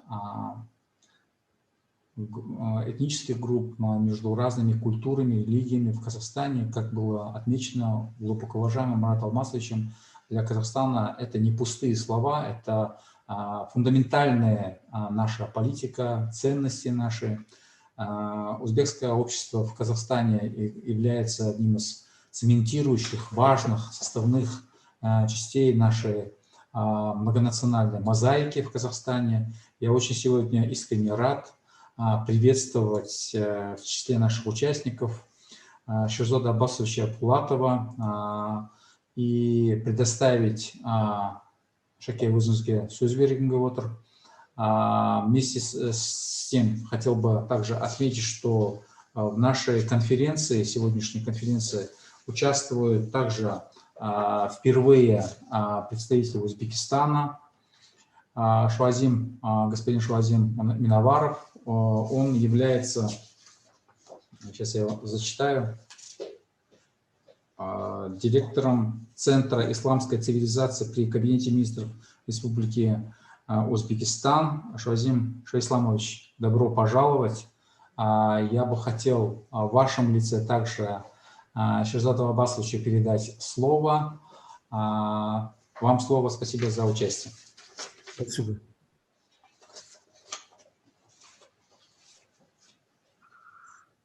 Қайырлы күн, құрметті достар, қадірлі әріптестер, құрметті Марат Алмасұлы. Мен өте қуаныштымын осы конференцияға бізді шақырып, осы конференцияда бізге сөз беріп, біз осы біздің елімізде толеранттық негізінде, төзімділік негізінде бәріміз тәтті өмір сүріп келе жатырмыз. Бұл барлығы әрине біздің халқымыздың осы бірлесіп бір халық болып тұрған негізінде құрылған көп институттар бар. Бұл жұмысқа әрине біздің тұңғыш президентіміз елбасы Нұрсұлтан Абишевич Назарбаев көп үлесін қосқан. Сондықтан біздің елімізде қазіргі күнде 130-ден астам ұлт өкілдері өмір сүріп келе жатыр. Сондықтан біз осы біздің бірлігіміздің қадірін біліп, қазіргі күнге дейін біз осы біздің достығымызды сақтап және де осы ұлтаралық келісімді нығайтып келе жатырмыз. Әрине, бүгін біз дүние жүзілік толеранттық күніне арналған толеранттылық әлемдік өркениет негізінде тақырыбында халықаралық онлайн конференцияға жиналып отырмыз. Бұл толеранттылық және де осы жалпы қоғамдық келісім деген жұмыстары бұл біздің елімізде Қазақстан Халқы Ассамблеясының институтының жұмысы, негізгі жұмысы деп айтсақ та болады. Сондықтан мен өзімді осы баяндамамда осы ассамблея туралы қысқаша мәлімет беріп кетсем. Уважаемые друзья, сегодня мы собрались на очень важной встрече, посвященной Международному дню толерантности. Этот день, конечно, празднуется во всем мировом сообществе, но и Казахстан отмечает этот день очень, хорошо, и проводятся различные мероприятия на различных уровнях. И сегодня вот институт имени Нурсултана Абишевича Назарбаева под руководством Алтай Ибрагимовича проводит очень важную конференцию, очень высокого уровня, где сегодня собрались гости из различных стран. И я всех приветствую на данной площадке. И благодарю за высказанные мнения, за высказанные очень хорошие предложения. И в целом все выступающие говорят о том, что самой главной целью всего мирового сообщества является это сохранение мира и согласия. А каким значит, инструментом владеет Казахстан, какой моделью Казахстан владеет для того, чтобы именно сохранять мир и согласие у нас в стране, именно объединить все этносы, проживающие в нашей стране, в один единый народ. Об этом я хотел бы коротко сегодня рассказать. Вам всем прекрасно известно, что в 1995 году указом главы государства была создана Ассамблея народа Казахстана 1 значит, марта. И этот день сегодня мы празднуем как День благодарности казахской земле, казахскому народу и всем этносам, проживающим у нас в Казахстане. Я хотел бы отметить то, что ассамблея, она является очень важным органом и самым, значит, высшим органом данного института является ее сессия, которая проходит ежегодно во главе с председателем Ассамблеи народа Казахстана Елбасы, первым президентом Республики Казахстан Нурсултаном Абишевичем Назарбаевым. Именно возглавив данный институт президентом, этому институту была дана очень важная роль, и сегодня все ее решения являются обязательными для рассмотрения всеми государственными органами. Между сессиями, конечно, работает и Совет Ассамблеи, куда входят представители различных этнических групп, общественные деятели, депутаты парламента. Всего в Совете Ассамблеи состоят 69 человек. Секретариат АНК также входит в структуру, значит, администрации президента, и этот секретариат является фактически исполнительным органом всех поручений и контролирующим органом всех поручений, которые даются на сессии Ассамблеи нашим председателям. Функционирует у нас заведующий секретариатом Ассамблеи народа Казахстана, также является и заместителем председателя Ассамблеи народа Казахстана, а также на ротационной основе ежегодно избираются 2 общественных заместителя. Образованные во всех регионах, как я сказал, уже Ассамблеи народа Казахстана, в городах республиканского значения, а также в областных центрах. И акимы данных регионов являются председателями ассамблей тех регионов. И исполнительными органами данных ассамблей являются, которые входят в состав республиканской ассамблеи, то есть являются исполнительным органом такие учреждения, как Қоғамдық келісім. На республиканском уровне данное учреждение состоит в Министерстве информации и общественного развития, а в регионах она встроена в структуру акиматов. Деятельность АНК, конечно, основана на Конституции Республики Казахстан, законе об Ассамблее народа Казахстана, который был принят в 2008 году, а также концепции развития Ассамблеи до 2025 года, которая также утверждена указом президента. С 2007 года Ассамблея обрела конституционный статус, получив право делегировать 9 депутатов в высшие законодательные органы, которые избираются сессией Ассамблеи народа Казахстана. В Маджлисе парламента работает депутатская группа, в которую входит 28 депутатов из различных партий и представителей различных этнокультурных центров. Сегодня у нас в республике работают 1025 этнокультурных объединений. Из них 28 – это республиканские этнокультурные объединения, которые работают по сохранению своей культуры, языка, бытности. То есть созданы все условия для того, чтобы эти этнокультурные центры работали для обучения представителей различных этнических групп своему языку, своей культуре. И сегодня актив этнокультурных объединений в Казахстане составляет 408 тысяч человек. Я бы хотел отметить то, что в соответствии с внесенными изменениями и дополнениями в закон об Ассамблее народа Казахстана, в Казахстане в 2019 году впервые прошла аккредитация этнокультурных объединений. Это говорит о том, что очень большая значимость и роль этнокультурным объединениям сегодня отдается на самом высоком уровне. Всего все этнокультурные центры прошли аккредитацию, также были назначены и дополнительные аккредитационные процедуры для тех, у кого не хватало тех или иных элементов для полного соответствия. Сегодня в Казахстане функционирует 138 молодежных организаций при Ассамблее народа Казахстана. Это более 6,5 тысяч молодых людей, которые работают на общественных началах в структуре Ассамблеи народа Казахстана.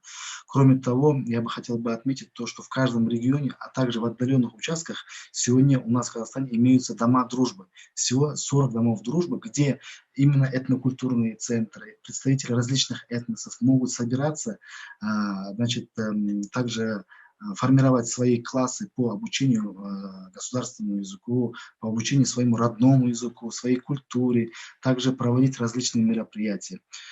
Эти дома дружбы являются шанрахом, объединяющим, ядром, единым домом, где все этносы собираются для того, чтобы поучиться у друг друга, для того, чтобы ознакомиться с культурой этносов, которые проживают у нас сегодня в Казахстане.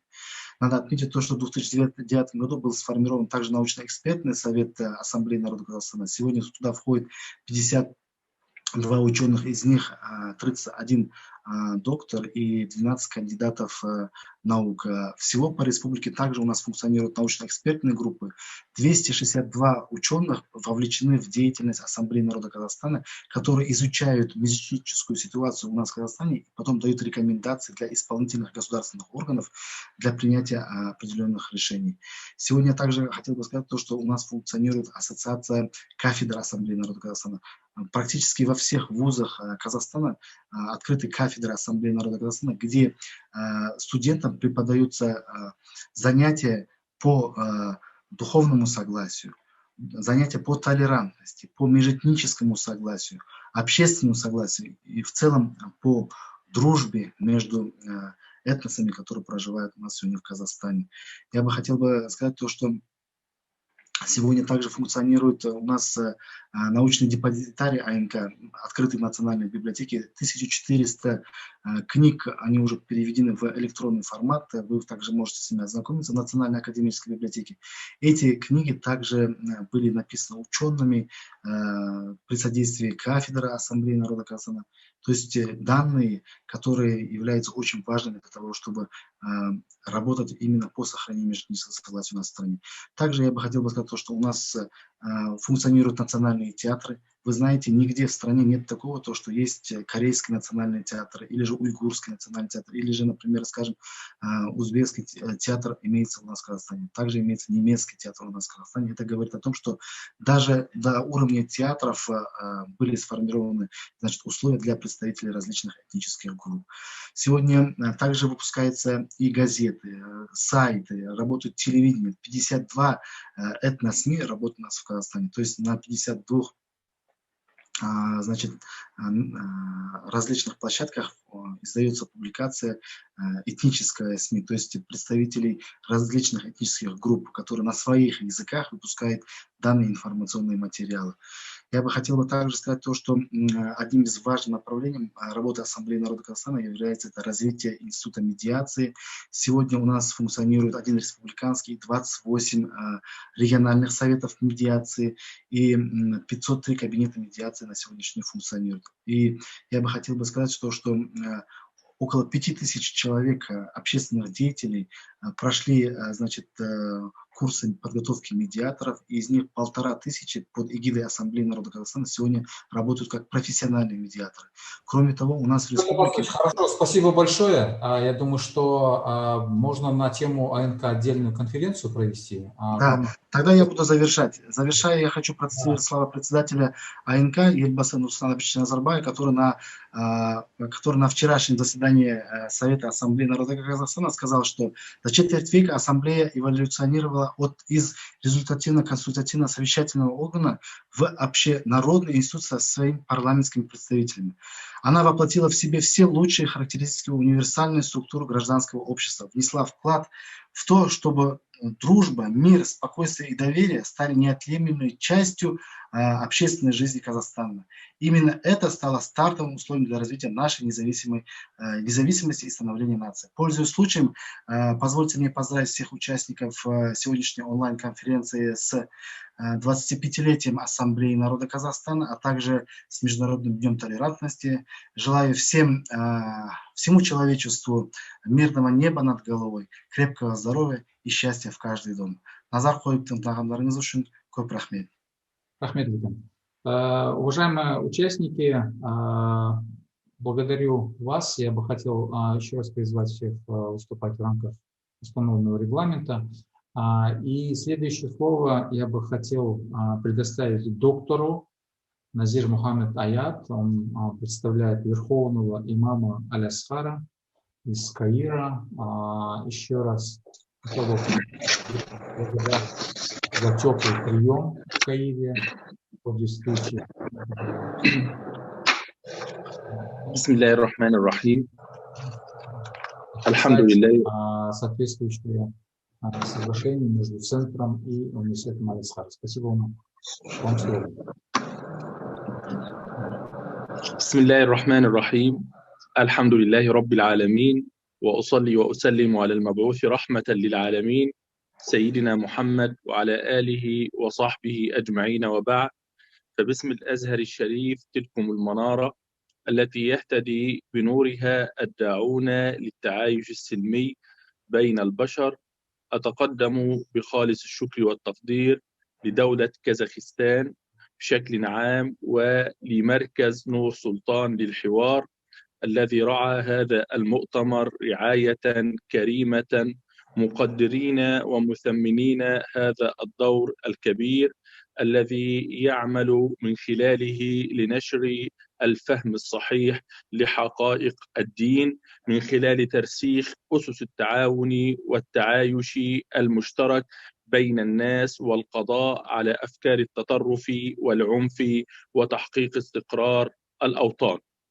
السيدات والسادة، أصحاب السيادة والمعالي، أود في البداية أن أنقل إليكم باقة من التحيات العطرة حاملا لكم إياها من فضيلة مولانا الإمام الأكبر شيخ الأزهر الشريف الأستاذ الدكتور أحمد الطيب سلمه الله ورعاه، الذي يتمنى لكم وللإنسانية جميعا دوام العناية والتوفيق والسداد من الله تبارك وتعالى، ويشكر لكم هذا الجهد في هذا التوقيت العصيب. ودعونا نتفق على أن البحث عن التسامح في هذا الوقت لا هو من الأهمية بمكان، سيما في هذه الآونة التي تعالت فيها أصوات النيران وأصوات البنادق. فيأتي البحث عن التسامح في الأديان بشكل عام وفي الحضارة الإسلامية بشكل خاص لهو من الأهمية بمكان، إذ أن البحث عن التسامح بين الأديان من شأنه أن يرد الإنسان إلى طبيعته الإنسانية وأن يأخذ بيد الإنسان ليعاون أخيه الإنسان. ودعوني أقول بأن الحضارة الإسلامية انطلقت من تعاليم الدين الإسلامي ومثلت أرقى حالات التسامح والتعايش الإيجابي بين الأمم والشعوب من مختلف الحضارات والثقافات والأديان والأجناس، ولا تزال هذه التعاليم الإسلامية قادرة على توجيه سلوك وتعامل المسلمين مع غيرهم في كل زمان ومكان.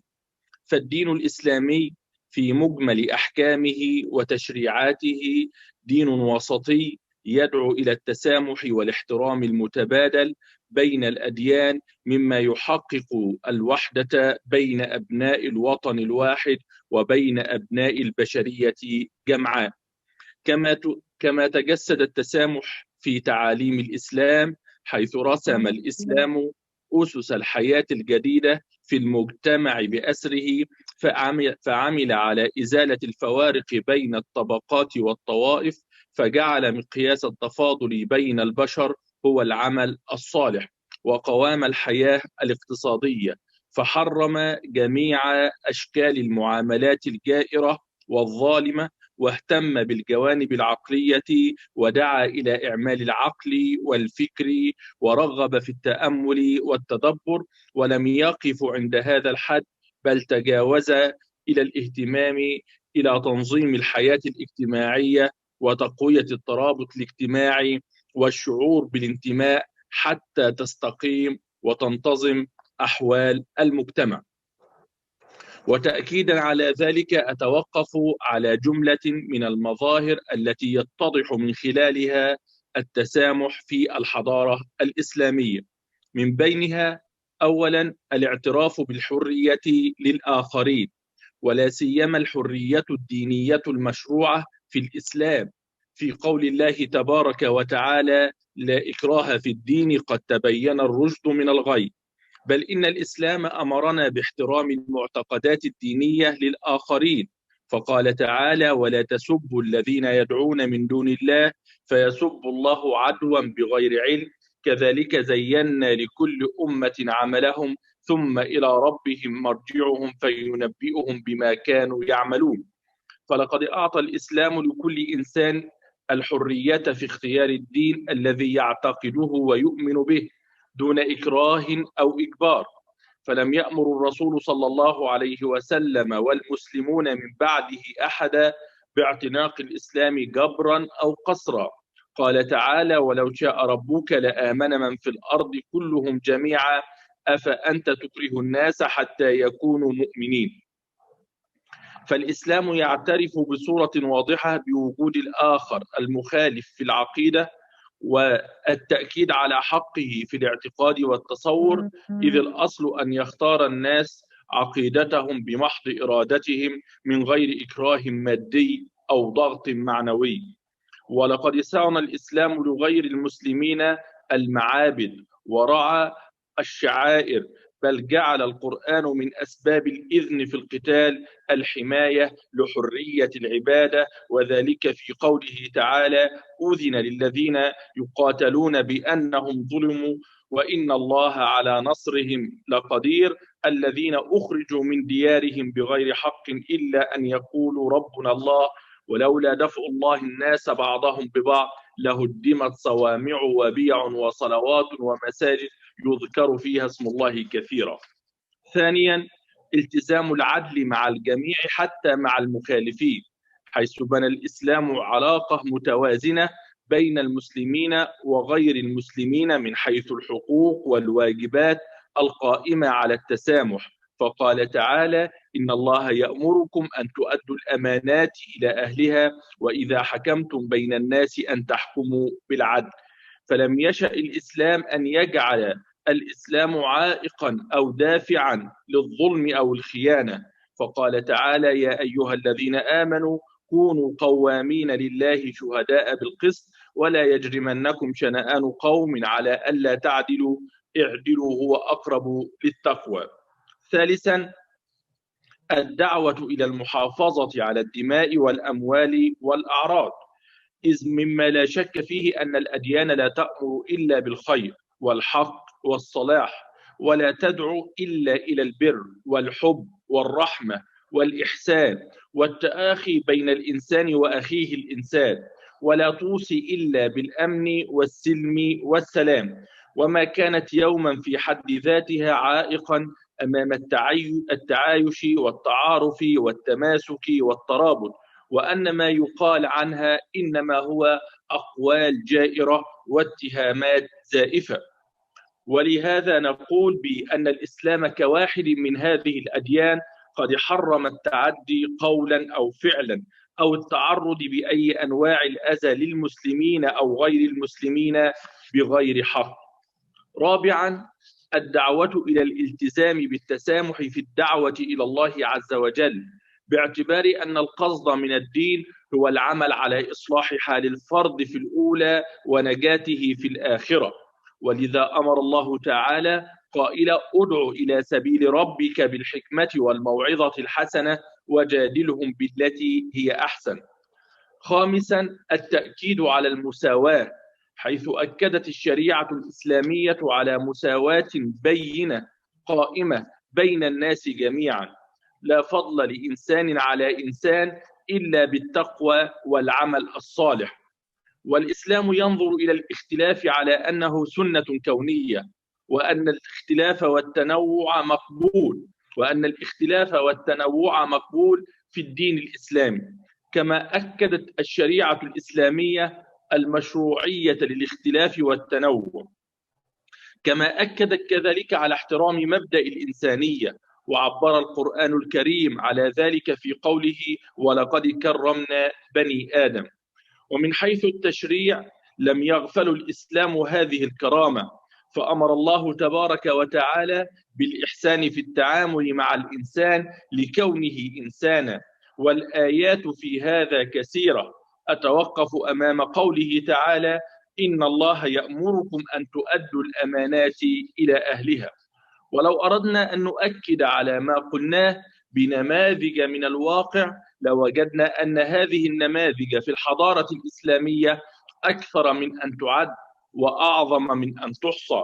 ويكفي أن أتوقف مثلا أمام ما ورد عن أسماء بنت أبي بكر عندما ذهبت إلى النبي صلى الله عليه وسلم وقالت له إن أمي قدمت علي وهي راغمة أي مشركة، أفأصلها؟ قال نعم، صلي أمك. وفي عهد عمر رضي الله تعالى عنه أمر بغير المسلمين خيرا ودعا إلى الإحسان بهم، بل إنه قال أوصي الخليفة من بعدي بأهل الكتاب أو بأهل الذمة خيرا، أن يوفي بعهدهم وأن يقاتل من ورائهم وألا يكلفهم من العمل ما لا يطيقون. وفي عهده فيما يعرف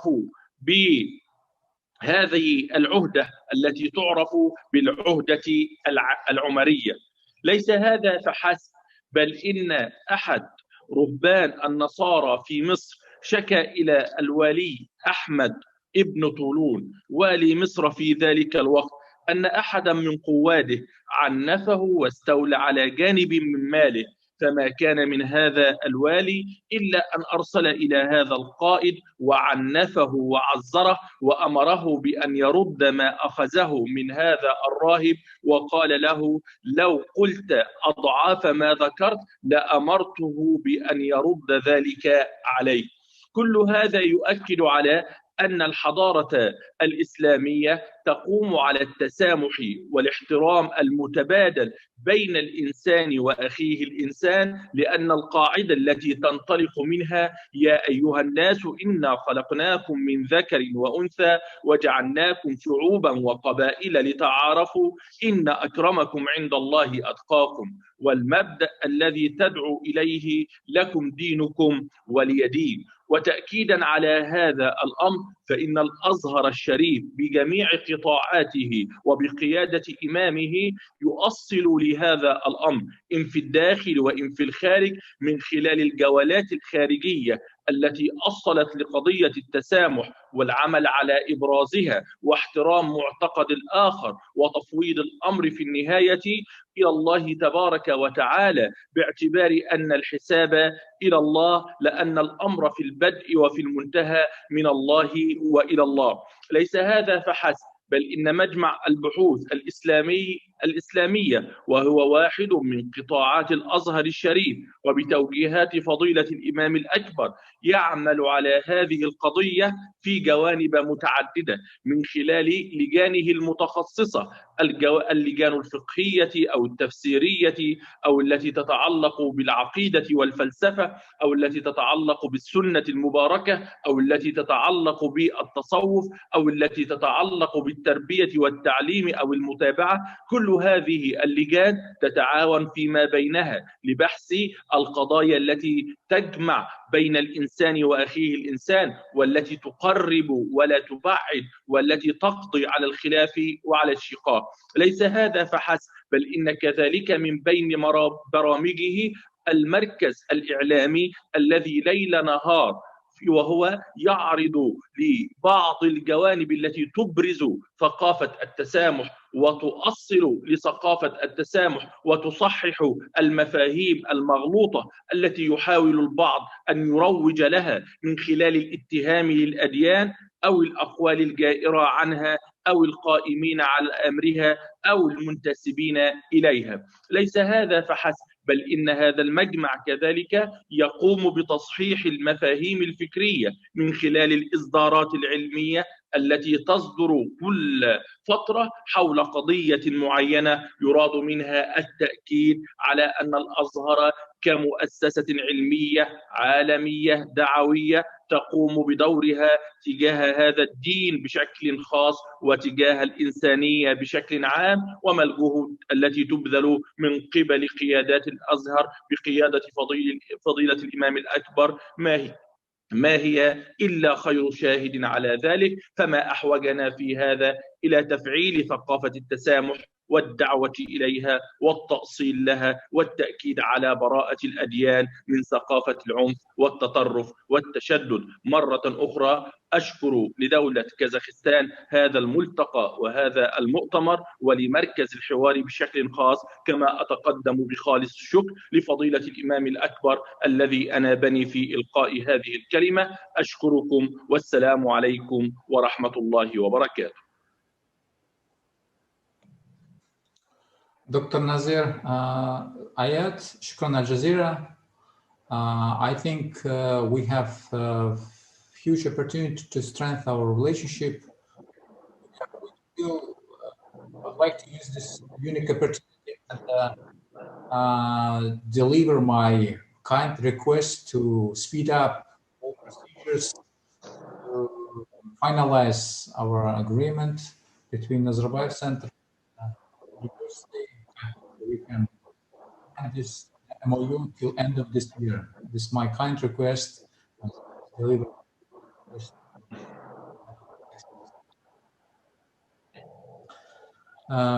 Уважаемые участники, мы недавно, 9 ноября, по-моему, 10 ноября отметили вместе с посольством государства Израиль в Нур-Султане очень важное мероприятие. Это мероприятие касалось «Хрустальной ночи». Это трагические события, которые имели место в 1938 году. Мероприятие состоялось очень важным. Я бы хотел еще раз поблагодарить ее превосходительство, госпожу посол Лиат Вексельман, посла государства Израиль в Республике Казахстан, и предоставить ей слово. Госпожа посол, вам слово. Добрый день, ваше превосходительство Алтай Ибрагимович. Добрый день, вице-министр господин Назирханов. I will switch to English with your permission in order to be more multinational. State of Israel attaches huge importance to the role of Kazakhstan, being a leading nation in Central Asia and beyond, and leading many mechanisms established wisely by Elbasi Elbasi, the first president of Kazakhstan. The mechanisms for promotion of tolerance, in which State of Israel and Jewish community of Kazakhstan take active role.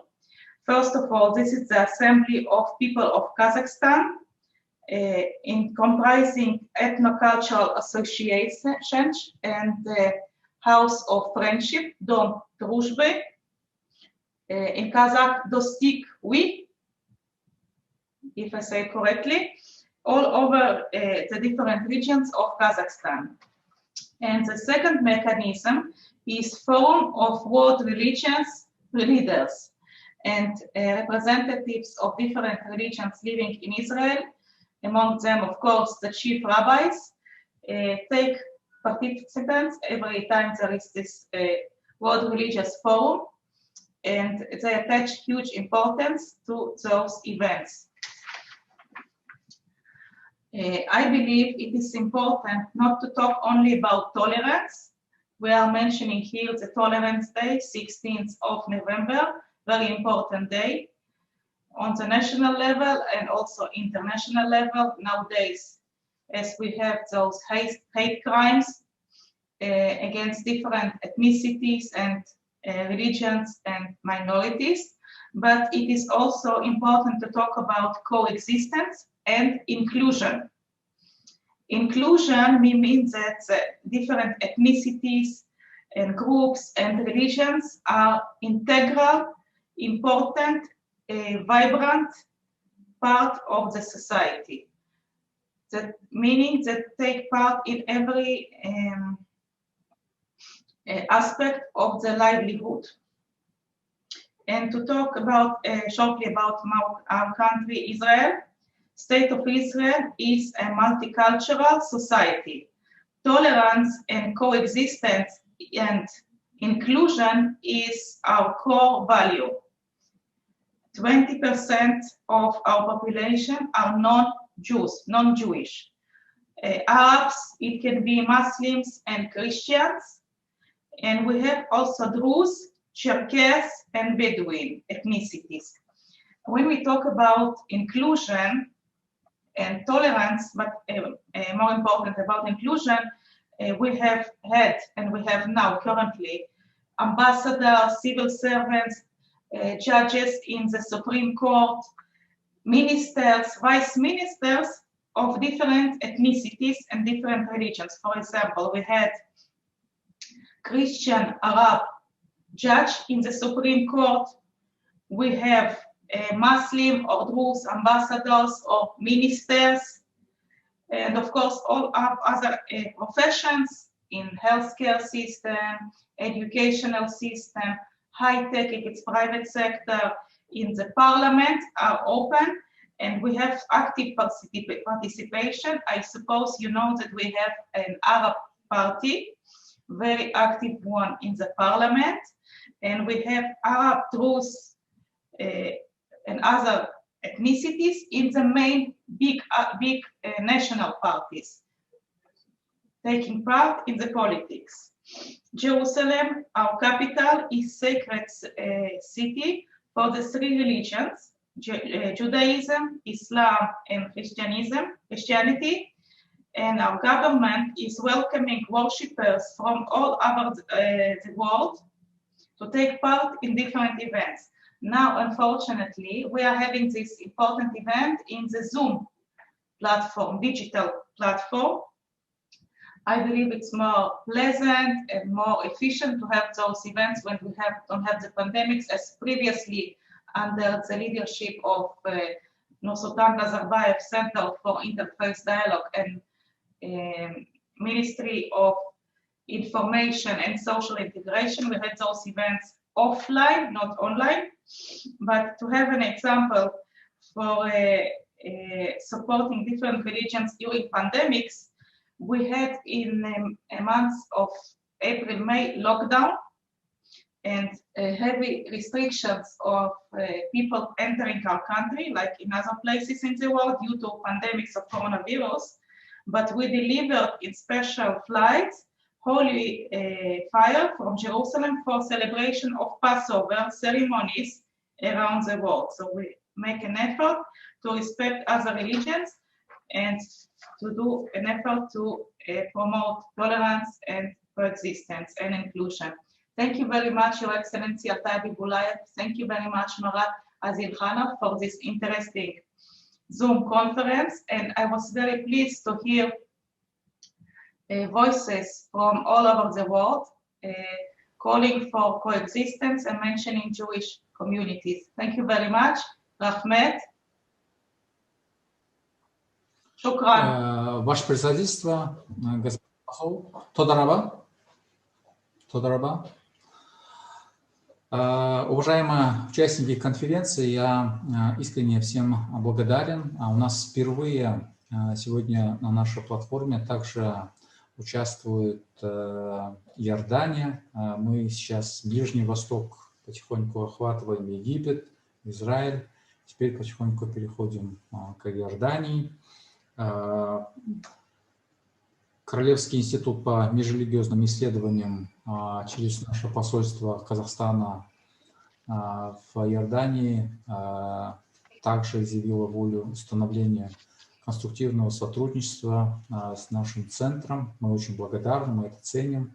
Надеемся, иншаллах, как пандемия завершится, мы сможем воспользоваться вашим приглашением, посетить Иорданию, обсудить с вами ряд приоритетных вопросов. Я бы хотел теперь слово предоставить доктору Амер Аль-Хафи, научный консультант Королевского института по межрелигиозным исследованиям из Иордании. Welcome, and floor is yours. شكرا جزيلا. يسعدني أن أكون معكم اليوم مع هذه الرموز والقيادات الدينية والفكرية التي تمثل يعني الأديان جميعا والشعوب التي فعلا هي جزء من هذا العالم الواحد. الحقيقة بأن الأردن تمثل بلد يعيش في وسط منطقة فيها كثير من الصعوبات، وبالتالي التجربة الأردنية هي تجربة تمثل نموذج للتعايش الذي نطمح إليه نحن كأردنيين. الإسلام هو ديانة الأغلبية العظمى في الأردن صحيح، ولكن لدينا في الأردن أيضا قرابة 3% من إخواننا المسيحيين والدروز، وهناك أقلية صغيرة أيضا من البهائيين، بالإضافة للعمال والوافدين الذين يؤمنوا ويعتقدوا بمعتقدات دينية سواء هندوسية أو بوذية أو غير ذلك. نحن اليوم نعيش في عالم واحد، ونكتشف بأننا جميعا بحاجة إلى بعضنا البعض، لا نستطيع أن نعيش بعيدين. وقبل فترة وجيزة كانت هناك رسالة البابا فرانسيس التي تحدث فيها عن الأخوة، وجاءت تحت عنوان كلنا أخوة. وكان من الجميل أن يشير إلى أن هذه الرسالة هي امتداد لوثيقة الأخوة الإنسانية التي وقعها رفقة الشيخ أحمد الطيب شيخ الأزهر الشريف. أيها الإخوة الأعزاء، يجب أن نفكر سويا كيف نجعل الدين هو نموذج للتسامح في الوقت الذي يختطف به الدين نحو العنف ونحو العنصرية. يجب أن نفكر سويا كيف نفصل بين الدين والصراعات. يجب أن يكون هذا هو الهم المشترك اليوم الذي نفكر به جميعا، كيف نبتعد عن فهم النصوص الدينية بطريقة عنيفة، كيف نعيد للدين نقاءه وجماله، كيف يصبح الدين فعلا هو مصدر التسامح الحقيقي. يعني كلنا يعرف في التوراة لا تقتل، لا تسرق، لا تنظر إلى حليلة جارك. هذه النصوص الجميلة أيضا في القرآن الكريم. ولولا دفع الله الناس بعضهم ببعض لهدمت صوامع وبيع وصلوات ومساجد يذكر فيها اسم الله كثيرا. إذن هناك كثير جدا من الأسس التي تجعلنا قادرين على بناء تسامح على أسس دينية. لا نريد أن يصبح الدين عبء في هذا العالم، لا نريد أن يصبح الدين هو المشكلة، لا نريد أن يقول البعض بأن الدين هو سبب الصراعات والألم.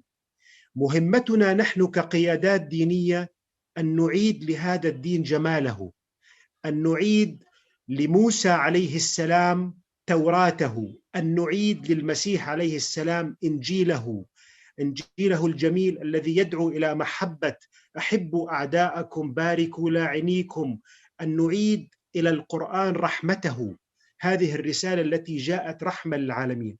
أنا أعتقد أن البعد الروحي للأديان قد ضعف، وأننا بحاجة اليوم إلى أن نستعيد هذا العمق الروحي للقرآن والتوراة والفيدا.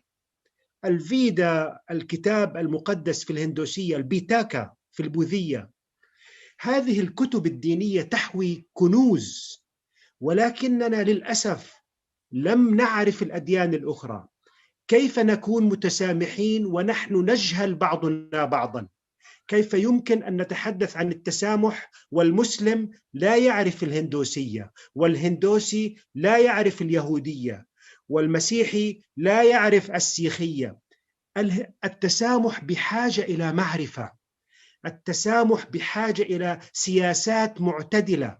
كيف يمكن، أنا أقول بكل صدق، كيف يمكن أن يكون هناك تسامح وهناك شعوب ما تزال غير مستقلة تبحث عن الاستقلال؟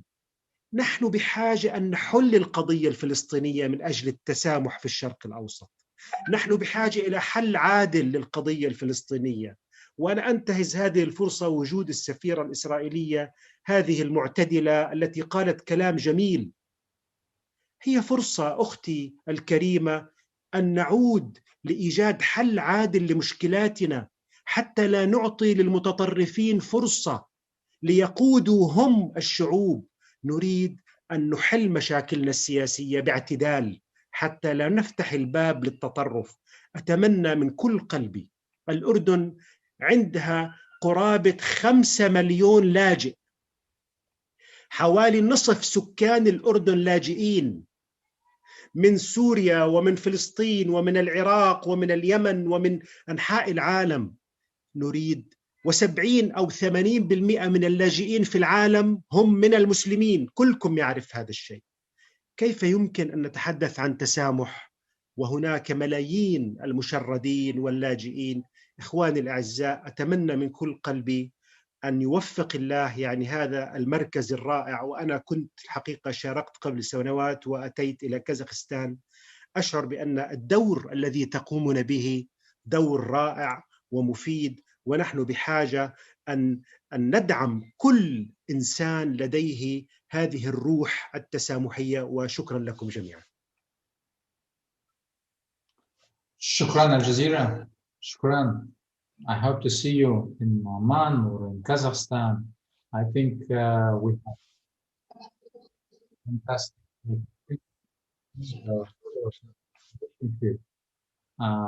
inshallah. Once again, уважаемые друзья, никому не секрет, что в последние годы Казахстан семимильными шагами активно развивает сотрудничество с нашим братским, близким народом, узбекским народом, нашим стратегическим союзником, партнером нашим, соседом. Узбекистан для нас очень близкая, важная, братская страна. Я сегодня чрезмерно рад впервые на нашей платформе видеть Узбекистан, директора Центра исламской цивилизации при Кабинете министров Республики Узбекистан, господина Миноварова Шаидина Исламовича. Я хотел бы вам предоставить слово. Надеюсь, что это первое начало пионерское. Дальше мы также будем на вашей площадке, вы на нашей площадке. Обязательно. То начатый диалог по институционализации сотрудничества между нашими странами продолжится. Вам слово. Спасибо большое, господин посол, господин Абдуллаев. Уважаемые участники конференции, дамы и господа, ассаламу алейкум ва рахматуллаху ва баракатуху. Мы действительно новая молодая организация, в задачи которой непосредственно входят и вопросы толерантности тоже.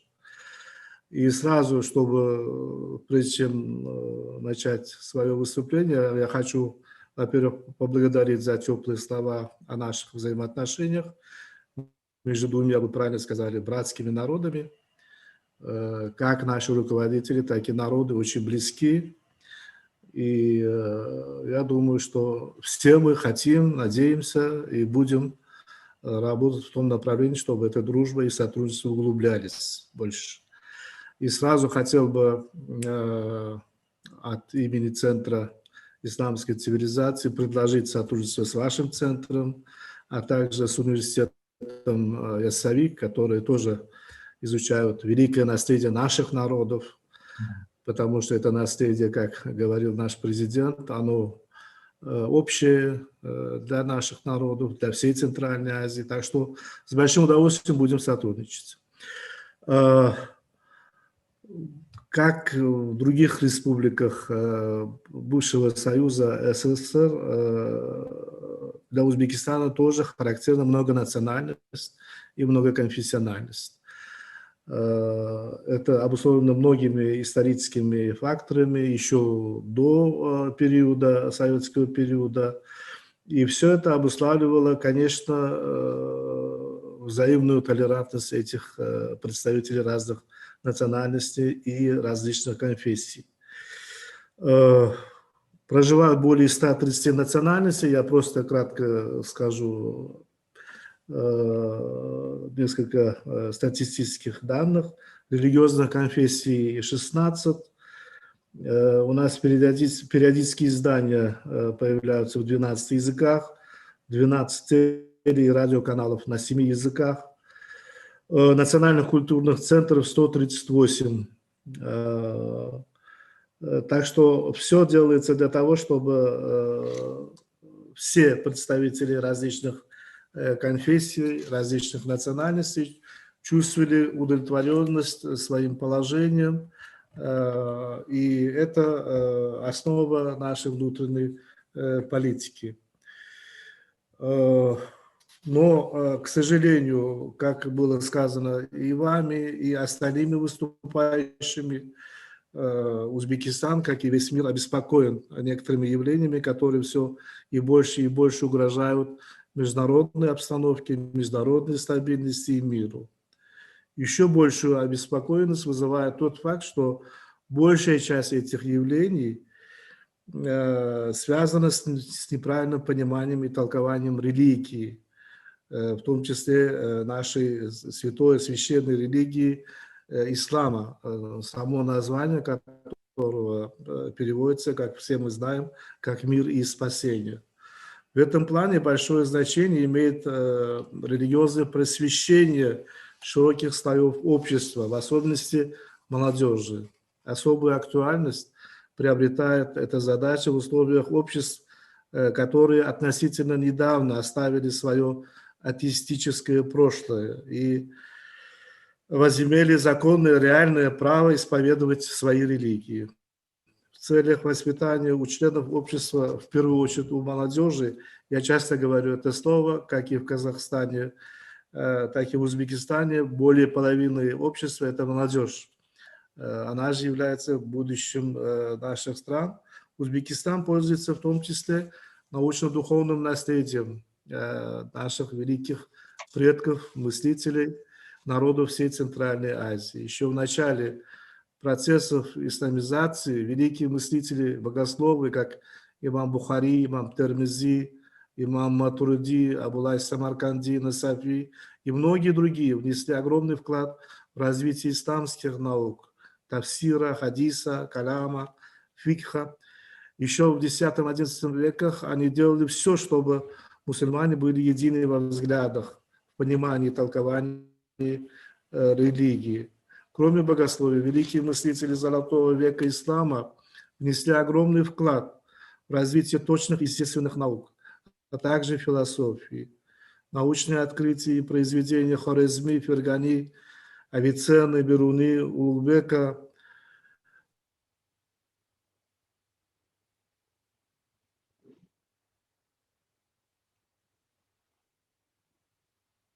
Слышно нас, да?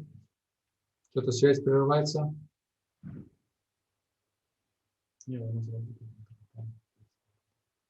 Шазим Саисламович, вас не слышно?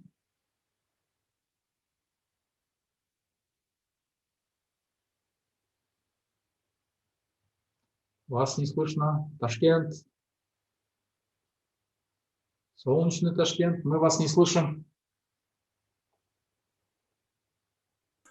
Можно теперь продолжать, да? Слышно, да. Да, их плодотворная деятельность показала не только созидательную, призывающую к наукам суть ислама, но и значение межнациональной толерантности, потому что все эти ученые, они были из различных стран. В библиотеках и научных учреждениях Узбекистана хранятся сейчас более 100 тысяч рукописей ученых и мыслителей Средневековья. Вот как раз-таки я говорил о сотрудничестве, мы предлагаем вместе их изучать. В целях сохранения и изучения, а также пропаганды научно-духовного наследия великих предков, решением президента Шавката Мировановича Мирзияева Республика Узбекистан созданы и функционируют международные научно-исследовательские центры имама Бухари, имама Термизи, Центр исламской цивилизации в Узбекистане, а также Международная исламская академия. Я присоединяюсь к высказываниям о том, что в сложное время, именно наше сложное время, пандемия, экология, нищета, очень много проблем, и все эти проблемы не должны разъединять мировое общество, а наоборот должны объединять, несмотря на различия в религиозных убеждениях, этнического и национального принадлежения. Поэтому вот такие встречи, как вы вначале сказали, обмен мнениями, они очень полезны. Я рад, что принимаю участие в данной конференции. Мы тут также вас будем приглашать, как вы сами сказали, на наши платформы. Надеемся и хотим, чтобы уже скорее увидеть, уже лицом к лицу увидеться, а не... Платформа тоже хорошо, но лучше увидеться. И я надеюсь, я остаюсь в надежде до новых встреч. Благодарю за внимание. Спасибо большое. Очень рад нашей первой встрече виртуальной. Здесь я не скрою личной симпатии у меня, особая симпатия к Узбекистану, солнечному Ташкенту. Я очень люблю бывать в Ташкенте. Вот. Я надеюсь, что Шерзот Аббасович нам поможет, либо будет соучаствовать в укреплении наших истинно дальнейших вот этих братских отношений. Надеемся, что в ближайшем будущем действительно мы встретимся. Обещаю, сегодня после вечера обязательно я сегодня посещу Узбекистан. Спасибо. Спасибо вам большое. Уважаемые участники сегодняшней конференции, вот и подошла к концу наша виртуальная встреча. Я бы хотел искренне поблагодарить всех участников нынешней конференции в онлайн-формате. Мы каждого участника делаем цитаты, так называемые цитатники, и она все появляется в наших социальных сетях, на нашем сайте. По мере возможности всем они будут вам направлены на память. И хотел бы в завершении сегодняшней нашей великолепной, дружественной, теплой встречи при поддержке нашего глубоко уважаемого Марата Алмасовича Зиханова. Я бы хотел искренне всех поблагодарить за участие.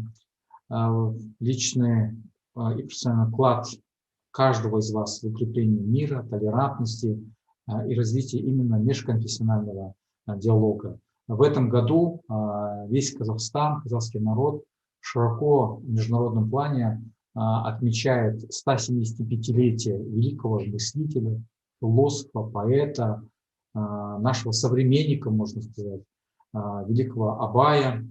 Его слова, назидания в этом году получили небывалый импульс, популяризацию на всех практически языках, высших языках мира. Слова назидания, слова работы Абая были переведены, презентованы в Лондоне, в Америке, в Израиле, в Египте, в Узбекистане, в Киргизстане, в России, в Турции, в Индии, в Пакистане, в Италии, во Франции, в Германии, во всех многих странах. И вот, пользуясь случаем, вот под знаком года Абая Кунанбаева, я бы хотел напомнить его величайшие слова, которые сказал, что начало человечности – это любовь и справедливость. И он вполне справедливо полагал, что человек может быть счастливым лишь тогда, когда его стремления и старания понимают, разделяют другие люди, близкие люди. слова великого нашего просветителя Абая о том, что дружба взывает к дружбе, это поистине призыв к взаимопониманию, согласию и толерантности отношений друг к другу. Я хотел бы еще раз выразить всем благодарность. У нас сегодня получилось очень поликонфессионально, очень интересная платформа, представители разных религий, разных народов, разных конфессий высказались, но суть всех этих высказываний следует к тому, что толерантность – это будущее. Пользуясь случаем, еще раз всех вас благодарю. Спасибо искренне за участие. Надеемся на новых встреч, виртуальных пока есть, но и офлайн встреч на гостеприимной казахской земле. До всего наилучшего. Спасибо большое.